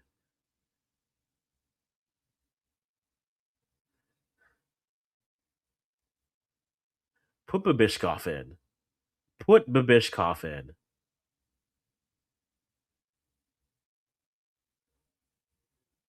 Put Babishkov in now.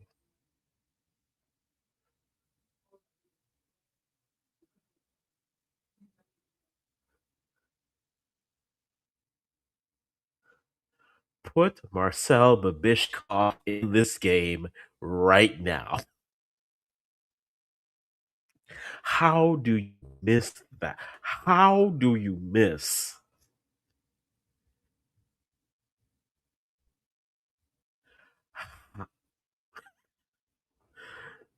I don't care anything else about this game. How do you miss?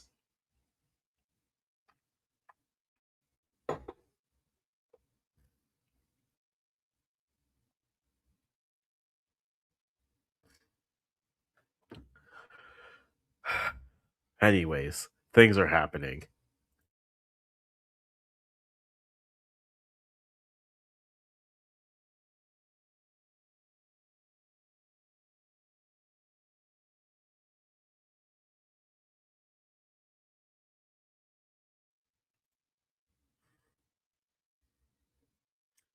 I'm not having fun anymore.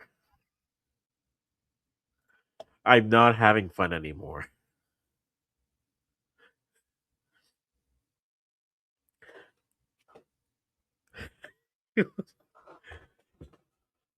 I've had my fill of youth teams missing open nets. And guess what? I have Jamaica at the end. I know how this ends.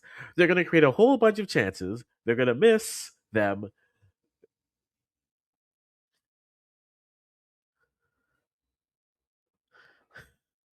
I've seen the script before.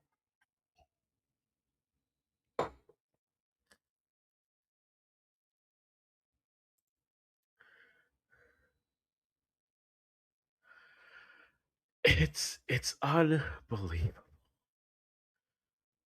You know what? They should have brought Van Parker. That's what I say. Should have brought Van Parker.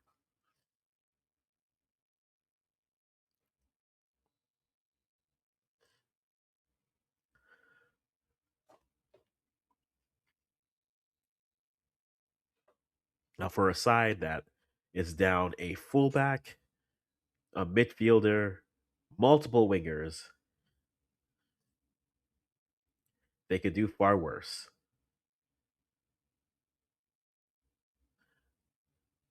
They could do far worse.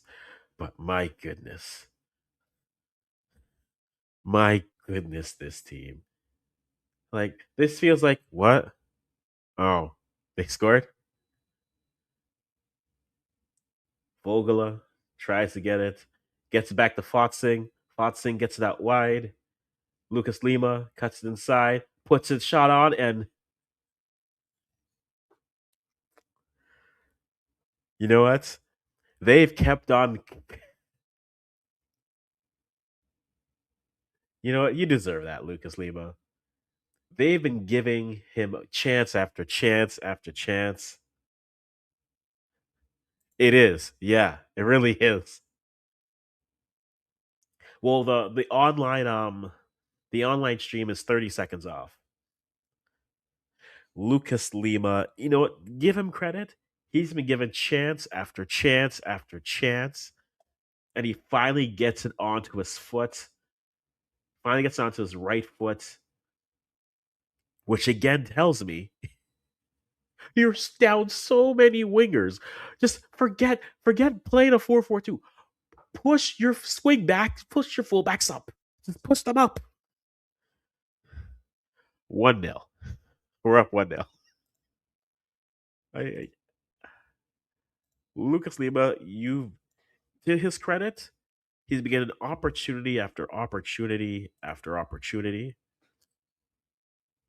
and finally he gets one through. And not even in a facetious chance after chance. He's been defended well. But now we got a deep, not a deep, but just inside the halfway line. Free kick coming in for Honduras. Hey, that Portuguese connection gets it done. Okay, get it done.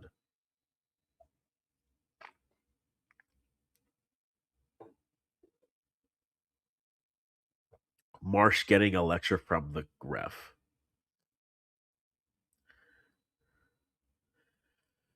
If Marsh gets a red at the U20 level, I don't know what else you can say. That's all I'm going to say. I don't know what else you can say.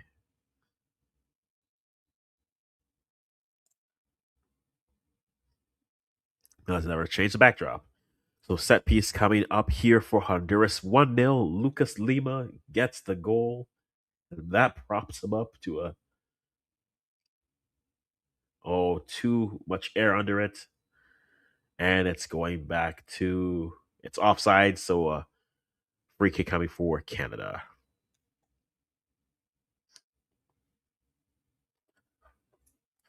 The group chats lay silent.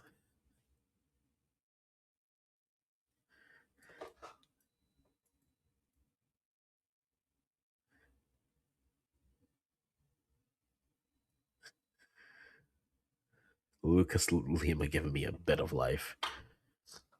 Let's see what Canada can do here. They have one, and now they can sit back better to how they want to play, which is, again, pressing. A lot of Canada playing is very much predicated on them scoring first. Now, with the goal, the more, if you want to get greedy here, Canada, here's what gets very interesting. They are at currently a +4. They would need another goal just to tie Mexico. Lima trying to get out wide, but can't. Nope. Botsing with the ball, trying to turn, defended well, a lot of physicality. There's a lot of hand holding. You think it's the prom. There's that much clutching and grabbing.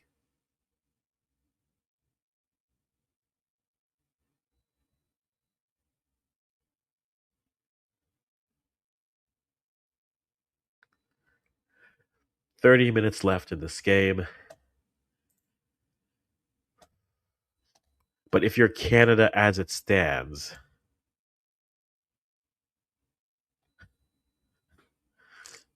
let's see. Yep. Guidance man regulating Marsh.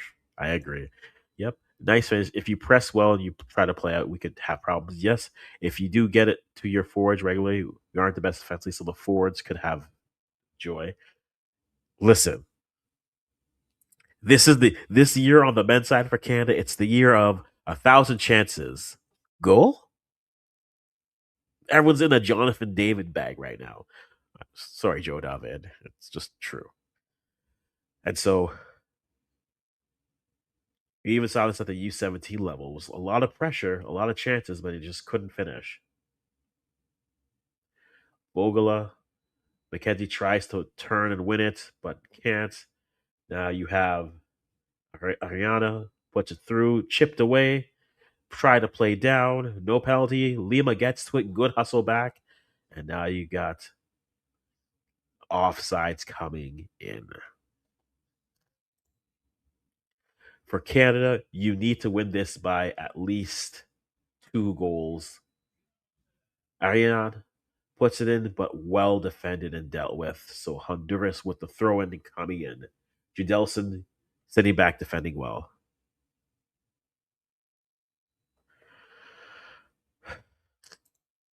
True, but I'd also say David also bad year overall.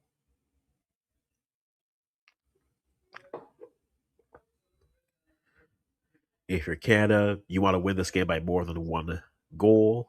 If you're Honduras, get the draw. And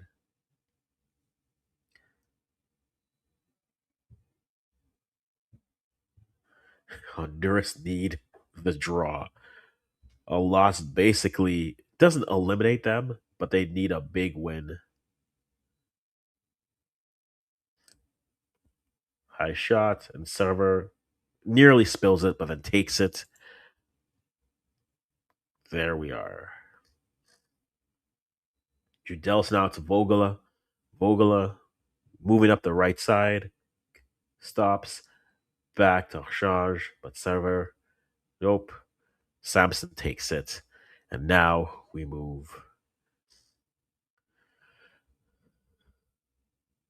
Judelson back to Kozlovsky. Kozlovsky to Archange. Archange to Lima.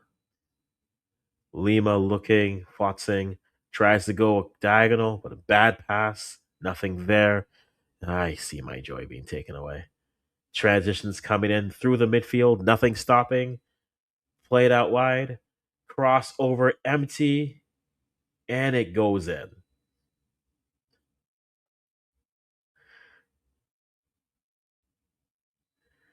And Rodriguez crosses it in. I don't even know if you can say we switched off there.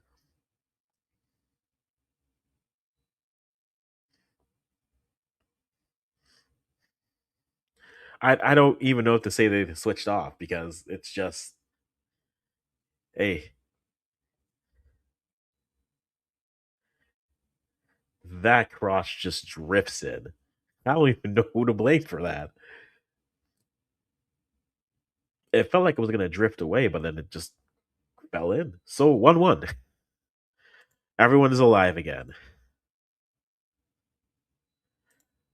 Everyone is alive again.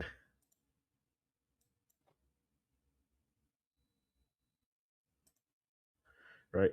He crosses it and it just drifts into the net. It goes over and just pegs the corner. Even if he doesn't get to it, honestly, even if he doesn't get to it, it's going to be headed in. Goalie's out of position. Everything is off on that.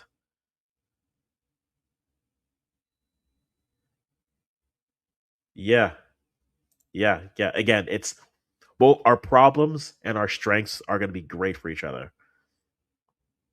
That's the reality.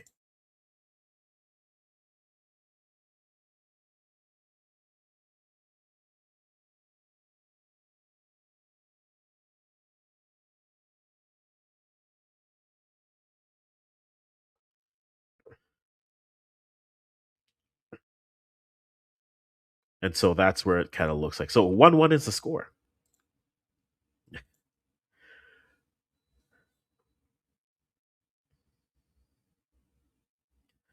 1-1 is the score. And it looks like we have one player coming on for Canada. It looks like it's going to be Timothy Faultier coming in for probably Judelson.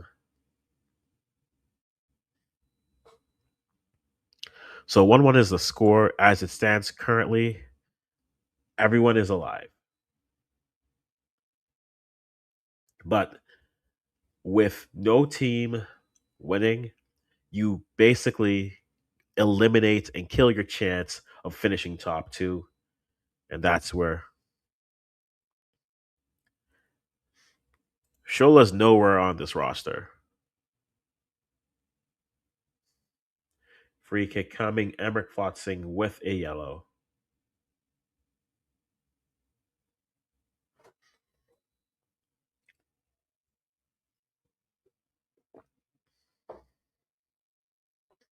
And no, I won't give it a red because it's at least try to play the ball. So Fotzing there and now Judelson coming. I'm sorry, Timothy Fortier. He's coming in for.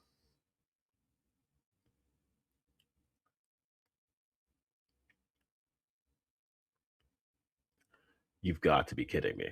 Yeah, it's the right call. So Timothy Fortier coming in for Liam McKenzie.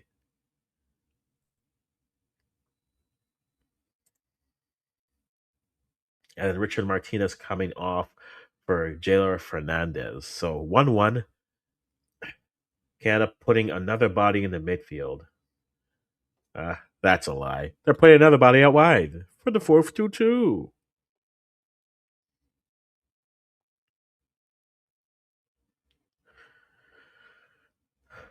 So 1-1 as it stands. Everyone is alive, but basically now the third first place team is going to be Group C.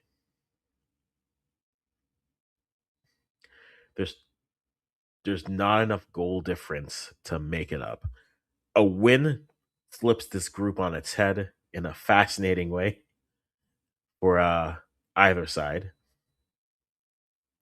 Because Kozlowski now with the ball, he goes long. Ionero tries to get to it. And get a deep throw coming in. Babishkov is free on the bench. Okay. Get me a Babishkov, please and thank you. You've had two subs. Folche tries to go back in the middle, but easily dealt with by the Honduran defense. Now we go back to Felix Sampson. Sampson gets into the middle, creeping Vogela with the ball, looking for a cross, cuts it back to his left foot, plays it inside. Faultier goes inside. Ionero with a bad touch, tries to turn, tries to go through, and Graham Roche goes over. Tries to get to the ball. Nothing. Free kick coming for.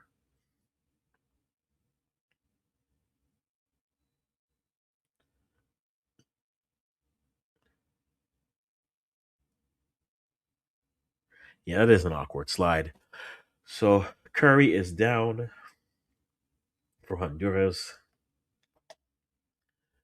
A bit of a 50-50 ball, but tie goes to the goalkeeper, always.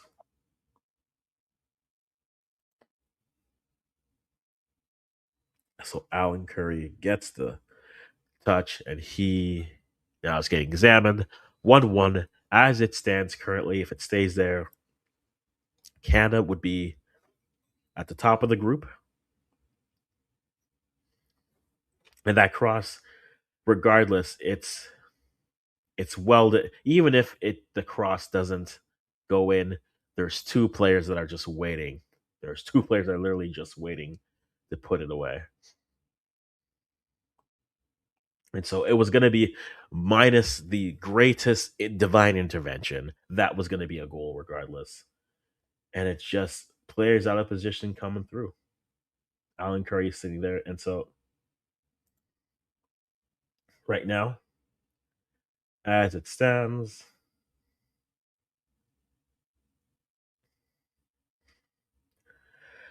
if this 1-1 stays as it is, it's Canada, Jamaica, Honduras, Panama. That's the 1 through 4 for Group C. And ultimately, it pretty much locks Group C into the third first place slot, which means they're facing the lowest runner up side, which could possibly also come from Group C. Possibly. Izan Server gets the ball.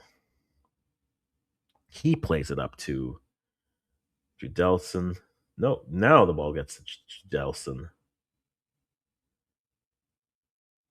Sampson to Kozlowski. They go deep.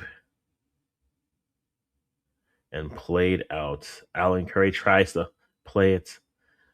Curry, so Lima plays it. Fauci gets the ball, tries to win it back, and looking for a free kick, but doesn't get it.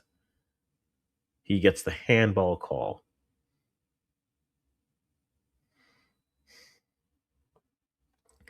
So still, we have about 20 or so minutes left in this game.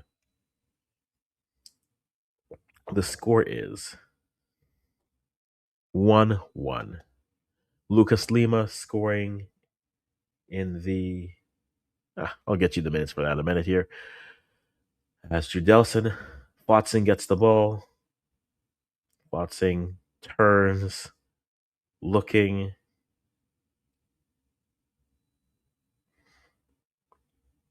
Played out wide. Ionero tries to play it through to Lima. Lima skirts in. Judelson, Kozlowski,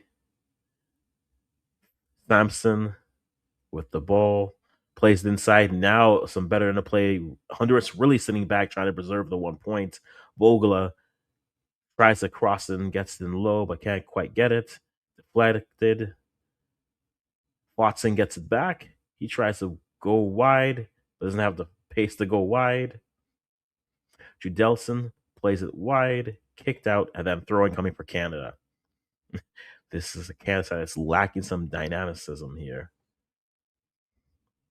But again, still 1-1.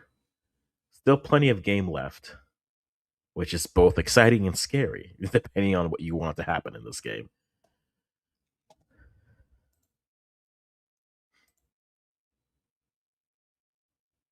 So we certainly are going to keep our eyes peeled for this because it's going to make a turn.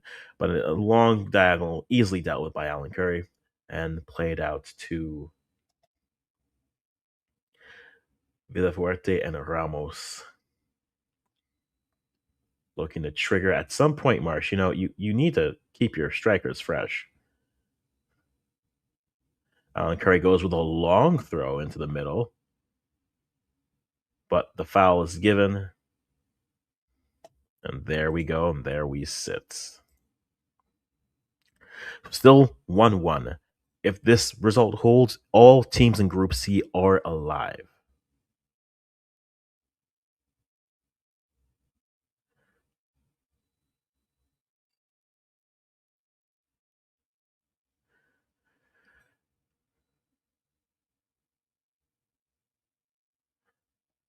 All right, so we go deep. Tries to go deep. Alan Curry does. Header won by Canada in the middle. Lima. They try to go direct, but it's too much weight on the pass. And it goes for a goal kick for Honduras. 15 minutes plus additional time. I mean, goal celebrations have to count for 1 minute. So that has to be 4 minutes, right? They'll be like 1. And a Honduran player goes down. This would be great for another substitution here for Canada. Again, if you're looking at the scores and the ratings, McKenzie, it's not kind of McKenzie, and I can understand why it's not kind. The counterpoint would be you're asking a player who plays centrally to be isolated out wide. That's not playing him to his strengths. I understand you're trying to play your system, but you have to get the best out of your players versus show how good your system is. That will always be my fight back with a Jesse Marsh. With Herdman, the issue was there's no space for wingers. With Marsh, there's no space for creative midfielders. Yeah, that's the reality where it is. But we'll wait and see. We have 4 years. Certainly something has to change in 4 years, right? A substitution coming in for Honduras. Honduras bringing in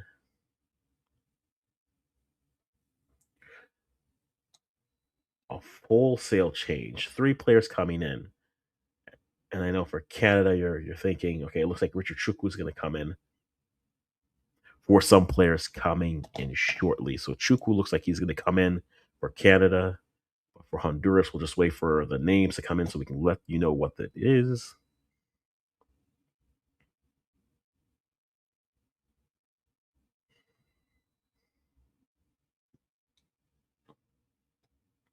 So Flores coming off, David Flores coming off for Milton Moya.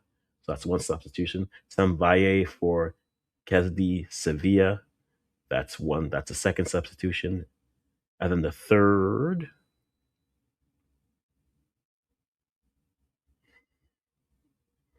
is Villafuerte, number 4, coming off for Roger Reyes. So three changes for them. And then for Canada, Babishkov is coming on for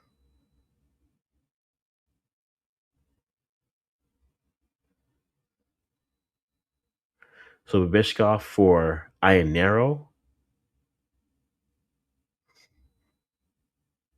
Really?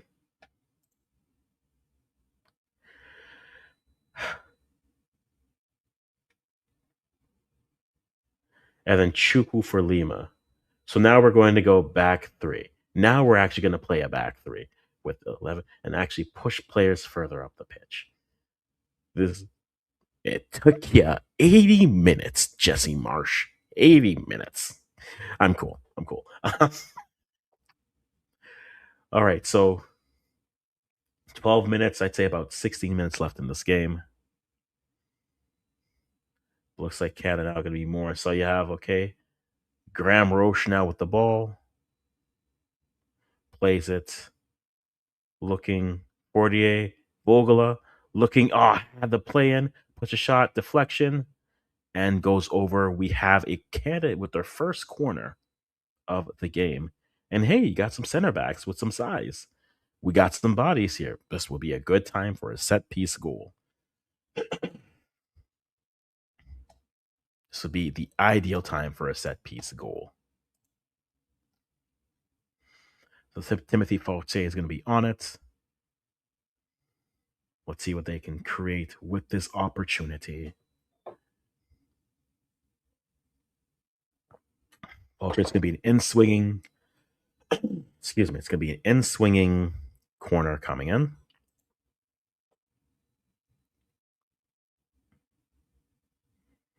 And Perez looks like he got stepped on, so he's down trying to shake it off here. So an in swinger from Fortier is going to be coming up. Let's see if Canada can find a go ahead goal here. High in swinger. Babishkov heads it up high, but just off. Goal kick coming in for Honduras. Kozlovsky, Samson, Chuku. That should be a solid back three. Lima's off. And so then Babishkov, Bolche, and Vogela. You have Vogela and then Archange could be in your wingback spaces. This feels like a 3-4-3 or a 3-5-2. All right, ball played up. One again. But now here, Canada looks like they have a little bit more energy. Jadelson.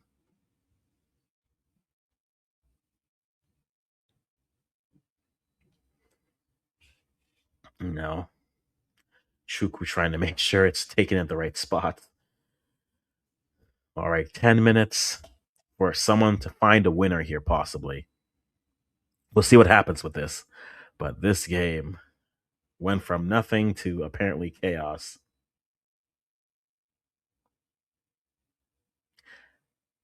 Another free kick.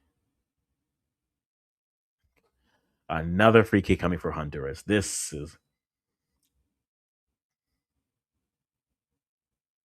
Kozlovsky is just doesn't care. I appreciate that about him. I will find a winner, boys. Honduras puts it in a wide kick. They try to go wide to play it back inside, but they can't get to it. And it's a throwing coming in for Honduras.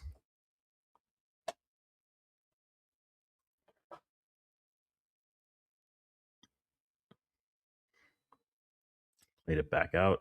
goes down, and now Canada in transition. Pass one, Chuku gets the ball. No one to play. Back in the middle to Fotzing. Fotzing plays it through. Graham Roche, but easily shielded off. And now a throwing coming in for Canada.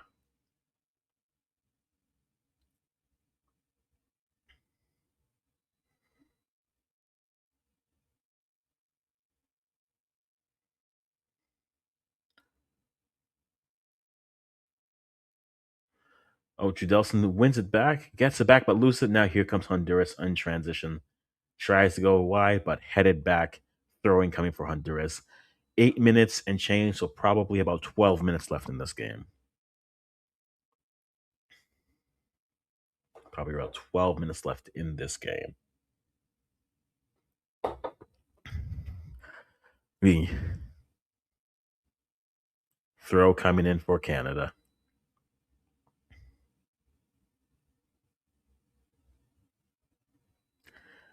Free kick. And the ref is not liking how he's let both sides basically play with the ball all the time. And now he's like, I want to finish the game. You could have officiated this better. All right. Ochange with the ball. He cuts inside to space. Chukwu is on the left now. Kozlowski the Felix Sampson played in the middle. Everyone thought someone else would take it, but nobody did. Honduras coming in now. Ochange gets past. Jailer Fernandez tries to put it on wide, nothing to it. Goal kick for Canada. And Canada goes quickly now, not letting Honduras set up. Fotzing tries to get in, but easily read by Honduras.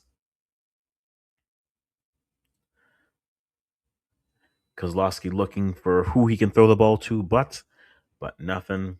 Throws it. Graham Roche holds it up. Kozlowski now further into the offense and steps over the ball. But here comes Felix Sampson now. He plays it back, cuts it back to Richard Chukwu. Chukwu now looking back to Kozlowski. Kozlowski has Judelson on his right. Felix back in, and Emmerich Potzing gets into the middle, plays through. Vogela can't get to it, and the ball is cleared. Deep throw coming in for Canada.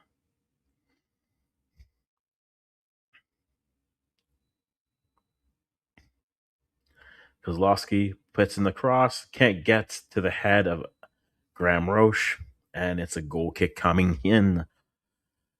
About 5 minutes plus what I'm projecting to be 4-4 at a time. So about 9 minutes left in this game.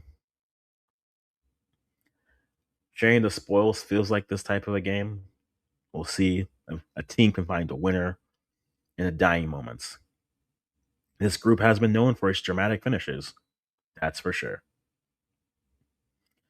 Now, Honduras gets the ball into space. Can he get a cross in?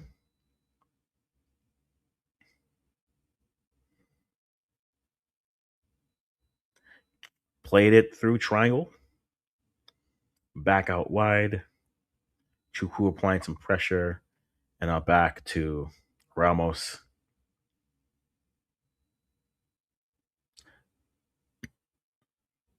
Headed down. Graham Roche puts it up and chipped up forward. Here comes Fotzing with the ball. Can he get a shot on target? Pulls it wide. You know, I won't lie. He did everything right but the finish. Fotzing fights off the player and then just puts it wide. It's a draw, but it's not for lack of not finishing. It's a draw because of the lack of finishing. Both sides have had shots that should, if they're on target, they're goals. You know, this game feels like it should have been 3-3. Maybe. But nothing. This group is. Lack of finishing is the story of this game. Flotzing does everything well, wins the ball, shields the ball, and then puts it wide. It is actually remarkable. But this is the life we live. Kozlowski goes with a deep throw, puts it over the top. Graham Roche tries to hold up but loses it. Honduras with the ball. Valdez tries to win it up but shielded off. Chipped off, and another throwing coming in for Canada. Canada have left so many bad throw. Honduras wins it. Bad touch. Honduras with it again. Can they put it? If the targets gave you points,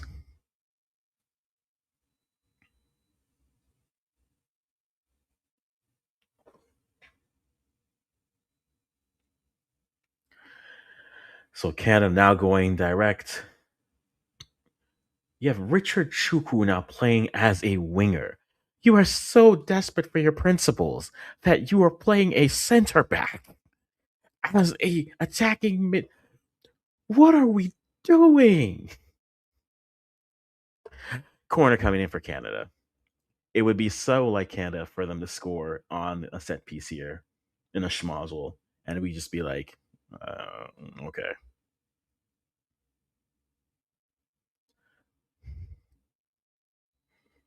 Let's see what they're able to create here.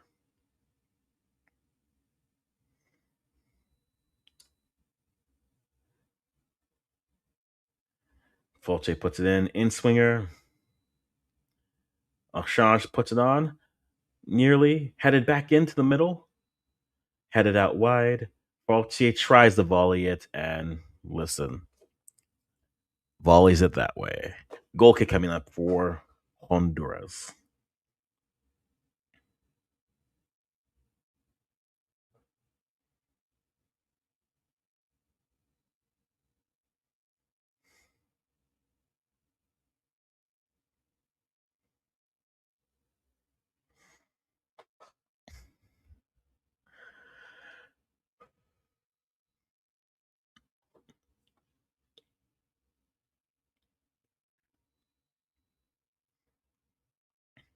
Oof, nearly in a bad position. A bad touch, and Babishkov gets on it. But then Babishkov loses it. Boxing now.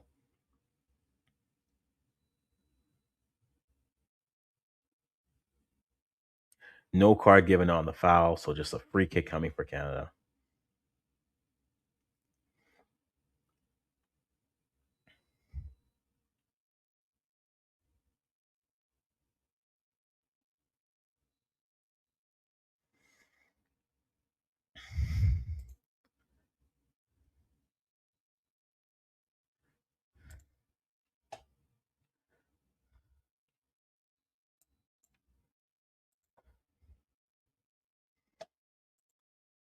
Six minutes of additional time we're going to. 6 minutes. So right now, Honduras are playing Canada with a draw. They're still in it. A win gives them a lot more life. But then they would face Panama in a game where I think they should win. As you have Honduras just marauding, tries to go cross Ariana and just misses.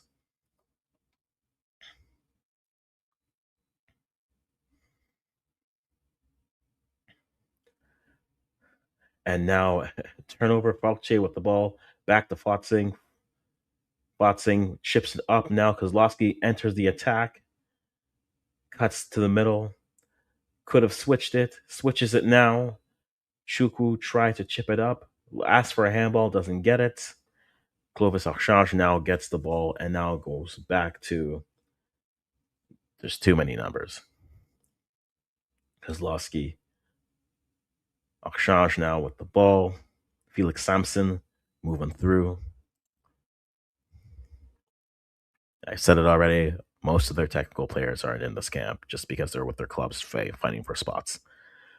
Um, But I'm not going to make that an excuse. This is who you brought, so get it done with who you brought. Tries to switch it, but claimed easily. A few minutes left.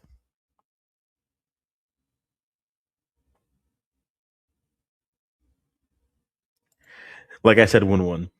That matchup is going to be, I think, their strengths and their weaknesses are perfect for each other. All right, throwing coming in for Honduras. We'll see. If this holds as it is, a few more minutes left. Honduras and Panama could be playing for a third place spot for certain. If Honduras were able to win, now everyone's alive. Now the group is live. If Honduras lose, Honduras are technically still alive, but they're missing some spots. Right, Honduras now winning the ball. They go direct. Arana gets the ball off the second touch. Does he play a player in? He cuts inside. Arana, what are you doing? You have lost this game for them.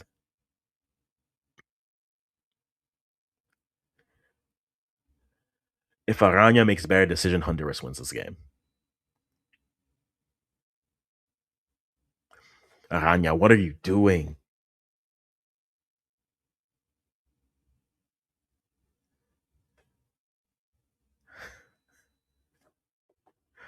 I have seen things in this game.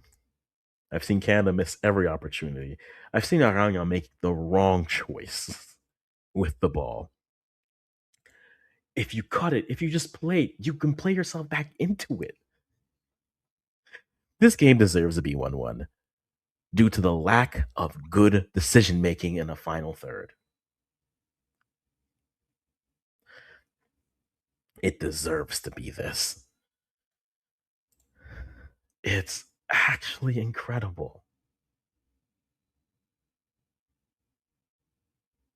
If you're Canada, it's you are running out of players to playing positions, but you refuse. They're playing a center back as an outside attacking midfielder. You can play a back three, Jesse. It's okay. We understand.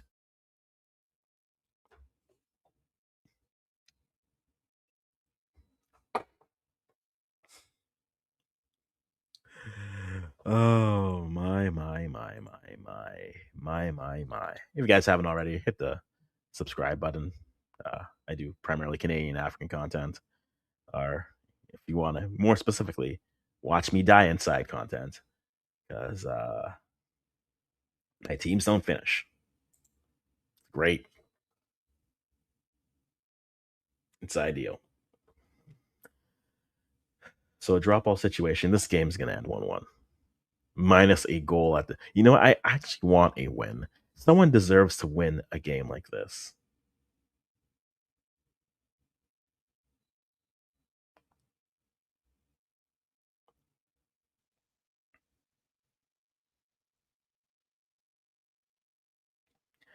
And that's just a foul. Oh no. Timothy Folche gets a yellow. Cool. So now we're piling up the fair play demerit points.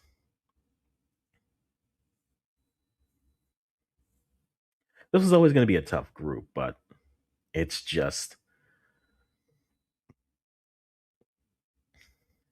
it's a group that should have, if teams could finish, it'd be a different group, but it's kind of playing out how I expected it to be. Arana tries to get to it, can't get to it. Now throwing coming for Canada. We're in the final moments of this game. As you have Vogela playing the ball to Felix Sampson. Sampson playing out White Change. You're playing Richard Chukwu.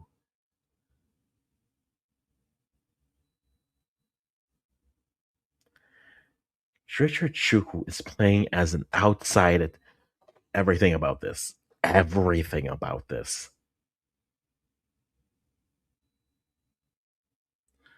Vogela with the ball. Judelson back to Judelson. He switches it, wins it down, but again, no one's in the middle because everyone has to drift out to their zones. Akshanj gets the ball. They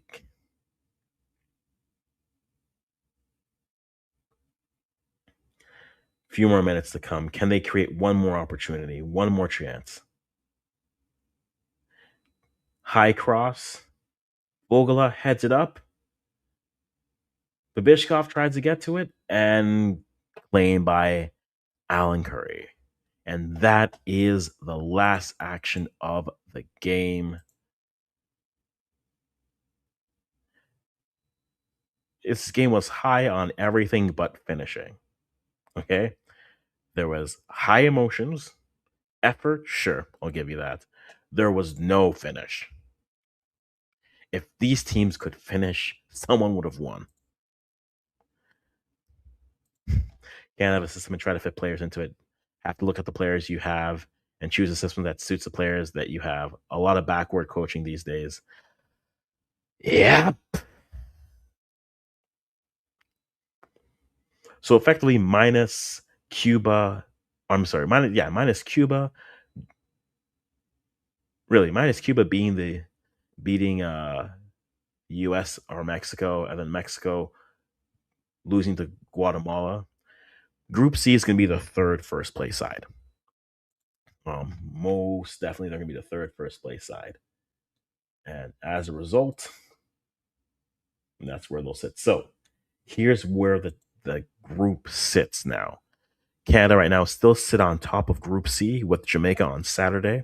That's going to be a winner take all for the group. And now Honduras, Panama, you need a winner in that matchup. If one of those two teams, and I'm probably backing Honduras to win that, if Honduras wins that game, a young Walter Sedin, like I could have played as an outside midfielder. And Marshall's like, no, I'll play another center back there. So, anyways, back to important things. That game is probably going to be for a third place slot. That game will be for a third place slot as it stands. Currently, Honduras are the third place team. And so a win should prop them up. Costa Rica's matchup and Haiti's matchup are both interesting. Let me actually get to it and actually get to the group stages here. Let that load up. Right. So the USA is playing Cuba in their final match day in Haiti versus El Salvador.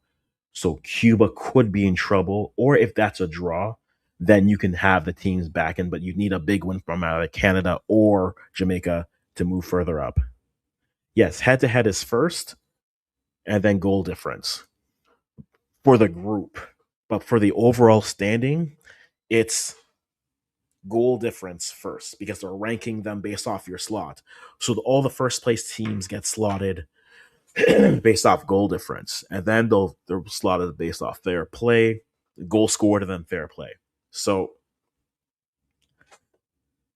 as a result of that, Mexico plays Guatemala. So again, based on how Mexico looked against Costa Rica, going down their goalie and then going from there.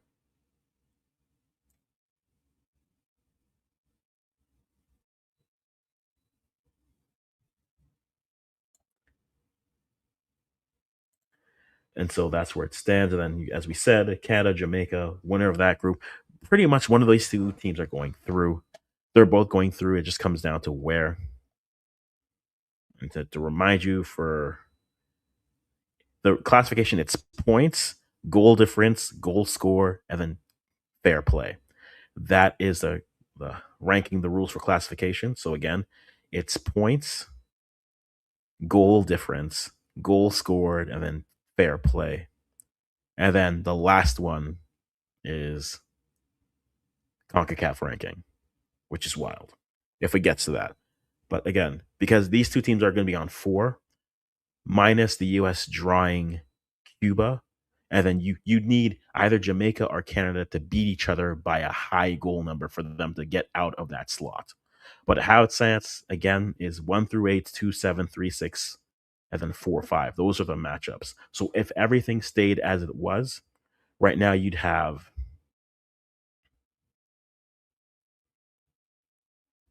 huh? Is this refreshed? Are we refreshed here? I'm refresh you. Nope, not refreshed here. It should be Jamaica as the best second place team, and then they would be playing Guatemala.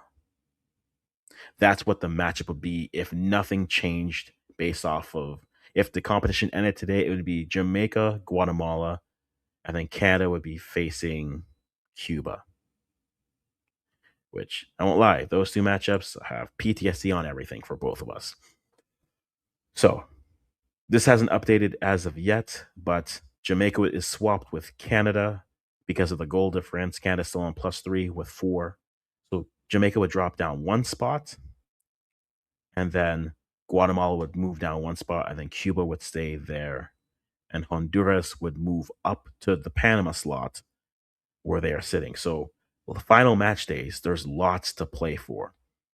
Antigua and Barbuda are emotionally eliminated. El Salvador pretty much as well, minus a big win from them. You would need a large win to make up the goal difference to get into a third place slot. So for Group C, Canada and Jamaica are both effectively through. It just comes down to if it's going to be first, second, or chaos scenario third. I, for one, love a chaos scenario. And if it's Canada, there will always be a chaos scenario.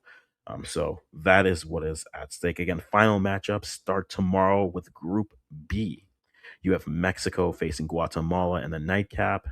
And then you have Costa Rica facing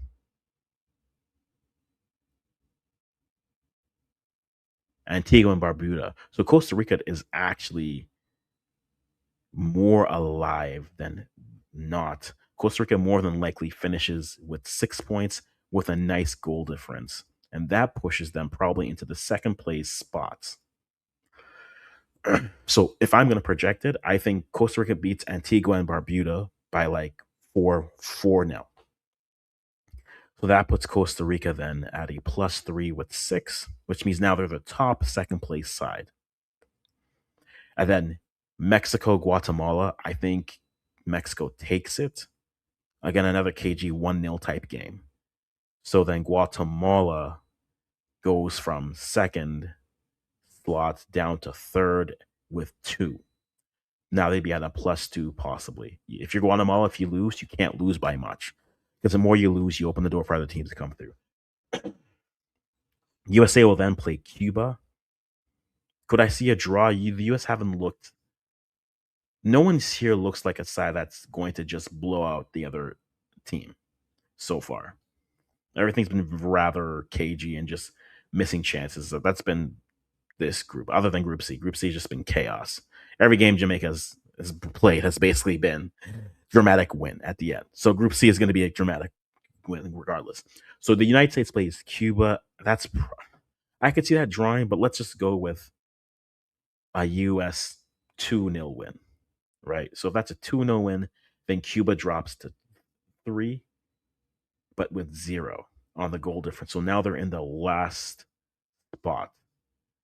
And then Haiti plays El Salvador, and that's a problem because then Haiti will more than likely beat El Salvador by probably 2 goals, which means Haiti is on 6 at 0. So then they move up to second place in this hypothetical situation. And then Canada, Jamaica.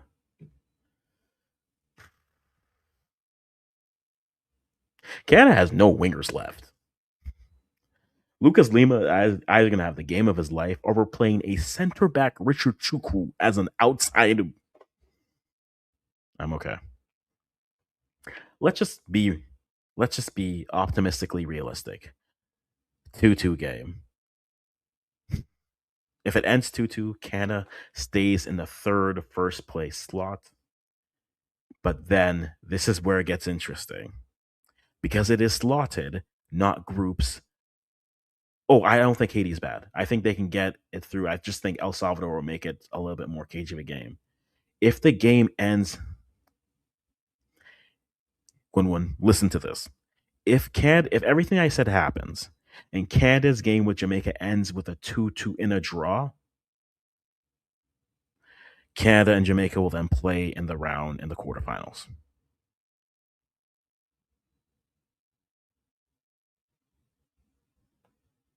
That's just a reality. If because it's re-ranked, they don't care about groups. You can't avoid a group team. If that's where you rank, that's where you happen. And that happened with the Women's Gold Cup a few years back, where I think Canada played Costa Rica in a game, and then they came back and then they played Costa Rica in the round of 16. So if everything I just said happens, right? If Mexico beats Guatemala, if the US beats Cuba, if Costa Rica beats Antigua and Barbuda, if Haiti beats El Salvador, and if Jamaica and Canada draw, Jamaica and Canada will play in the quarterfinal round again with a spot in the World Cup on the line. So, yeah, that'll be fun.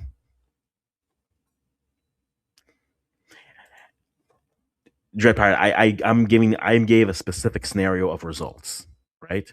So yes, it may not necessarily happen that way, but with the results that I gave. So if the US beats Cuba, Mexico beats Guatemala, Costa Rica beats Antigua and Barbuda, Haiti beats El Salvador, Canada draws Jamaica. The one thing would be then what happens with um if El Salvador no, the one thing that changes that, which we never got to the end of it, is if a winner is found in the Panama Honduras game that vaults them directly into a fourth place spot. And depending on the result, because points and goal difference matter, there is a doomsday scenario, I call it, where let's just say it's Honduras, because they are more likely to do this. There is a doomsday scenario that if Honduras beats Panama and Jamaica draws Canada, you could legitimately Jamaica could get pushed to the third place spot. You need a winner in Group C in all the games. Ties leave too much for chance, right? And so, yeah, that's how you'd want it to go. How good is Guatemala? They look good against Antigua, but we'll see how good they are versus Mexico. I thought they were good in their first matchup. Ba ba ba ba ba ba.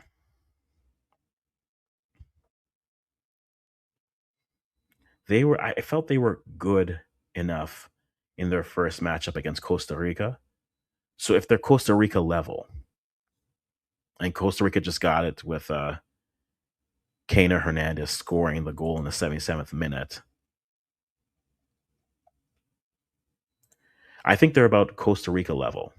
And so Costa Rica fell 2-0 to Mexico with Mexico losing their goalie. I think Guatemala can play with Mexico. I think the home field advantage is going to push it for them. Let's hope El Salvador draws Haiti. I've seen stranger things, so that wouldn't surprise me. But everything is still up for grabs.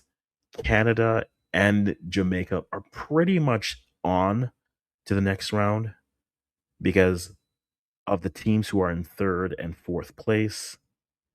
The most they can do is equalize them. So Canada is actually in a better spot because they have the goal difference. The 3-0 win over Panama is going to prove very, very important because without it, now you'd be sitting in a situation where effectively you're leaving stuff to chance. If things stay the same, Canada is basically in the third spot. But if they lose to Jamaica, they're still on 4 points. Then it just comes down to what their goal difference is. And that's where they can get shifted. And that's where they would move around. So that is kind of where it all breaks down again. Match day threes.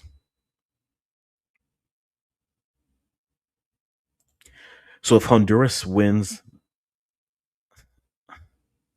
Panama and Guatemala lose, they pass Honduras.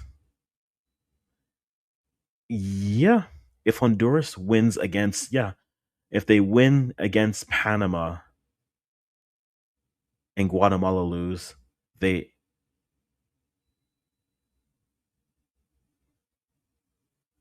Honduras would pass.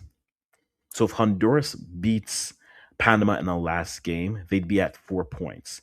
And if Guatemala loses, they'd be at three with a -3. So anything Honduras or Panama winning, they pass all the teams with three. But these teams would have more than three at that point, right? Guatemala could be at three because they play Mexico. Cuba could be at three because they play the United States. Now, at the U17, we've seen them draw these games. So let's say if it ends at four, then goal difference comes in. If you're Honduras or Panama, you want a winner. You want as many winners as possible because that makes your pathway to jump teams easier, right? If you are Honduras, Panama, even El Salvador and Antigua and Barbuda, if you're dreaming in that place, but really it's Panama and Honduras. If Honduras are right now are 1 and -1, if Guatemala loses, worst case if they lose by one, let's say easy they lose by one, they're 3+1. So now Honduras knows they need to beat Panama by three. If Cuba loses, they need to beat Panama by two because 4 points gets you over them easily. If they draw, then you have to go +1 from what their goal difference is, right? And then yes, like I said, there's a scenario where Canada and Jamaica could match up not only in their last game, but if things break down a certain way, they can play Jamaica again in the quarterfinals, which means yellows will matter, which means the coaching insights will matter. All those things will come through. I think for Canada, it's a war of attrition. They have no wingers left. Yet Marsh wants to continue to play a 4-4-2. So, okay. But one more draw, they are still alive. They are still alive. This hasn't updated here. Let's see if what's it called has updated. Sofa. See if Sofa Score is updated.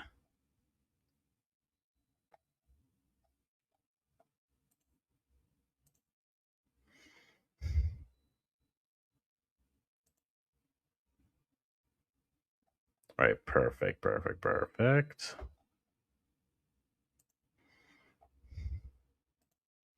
The Sofa Score looks like it is updated. Updated enough. All right, so for Sofa Score, this is what everything is. So Canada again on top with +3 with a win and a draw. Jamaica have a win and a draw as well, but are +1. This is the last matchup. This is the last match. It pretty much is. The pairings are 1 and 2 play, and then 3 and 4 play each other. And so, with that being the case, that's where it becomes a little bit more interesting based off how it goes. So, does that make sense to everyone? I hope that made sense well enough. But starting tomorrow, it's you have Costa Rica, Antigua, and Barbuda. I think they are the first domino to really go. If Costa Rica gets a big win, they leapfrog themselves from a third place slot to possibly a second place spot. And I expect them to be Antigua and Barbuda. So Costa Rica is probably going to be the number 4 team, right? Based off of the game that I think they're going to have, Costa Rica is going to jump all these teams, and then they're going to be in fourth. This Jamaica spot is actually Canada. And then Jamaica will then be in the 5th spot. So Costa Rica and then Jamaica will be here. And then you'll have Cuba will be here. No, everything will get pushed down. So it will be Guatemala, and then Cuba, then Haiti, and then from there. And then the real big domino will be if Guatemala falls to Mexico. If Guatemala gets a draw, then the math starts to work again because now Guatemala stays with 4. And now with your 4 side, that clearly bumps you over again a Jamaica because you have the +3 goal difference. A win, which would be shocking, could then get into the math of it, and that's where it would sit. So that's tomorrow's matchups. Friday's matchups, you have El Salvador Haiti. If Haiti get that win, again they're at 6. So then that pushes them. They'll be underneath Costa Rica because they won't have as much, depending on what the goal difference is, but they'll be in the second place spots, in the second place zone for sure. And then the next big game is USA Cuba. At U17, the US has drawn Cuba, so we've seen it. It's not impossible. But at this level, I think the US might be just too much of a 1 or 2-0 win. If it's a win, then Cuba is at 3 points, but then they get dropped further down, and they're probably now in the last spot. And then Panama plays Honduras in the nightcap. That's the important thing. Jamaica plays Canada first in the day. So they don't have to play because they're going to make the quarterfinals. Yes, that's correct. If you that, then they could play them for sure because that'll be in the evening spot, and then that'll drop them to there. If if Guatemala gets that, then yeah, then they'll be in that space potentially. But again, Canada will just be sitting in a third, first place ranking spot. So a draw between Canada and Jamaica, Canada stays in that 3 spot, and then whoever gets into the 6th spot plays there.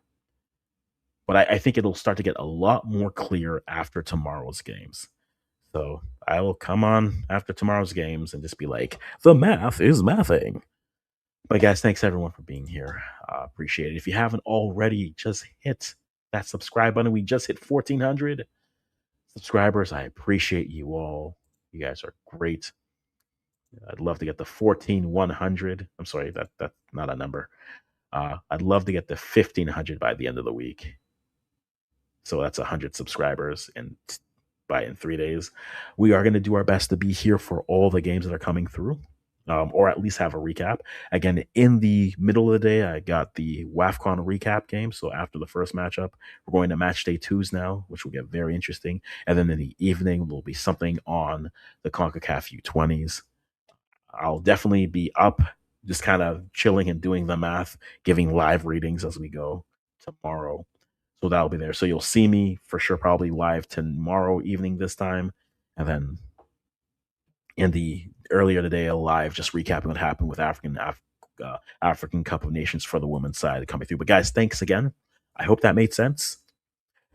Everything goes insane tomorrow and starts. So teams are alive and dead, and we'll find out, and the field will become clearer. But guys, thanks again. Touch up that like button if you haven't already. Subscribe if you like the content, or subscribe so you know when I'm here so you don't have to see me. Turn on notifications, all that fun stuff. We'll be out, guys. Thanks again. And as always,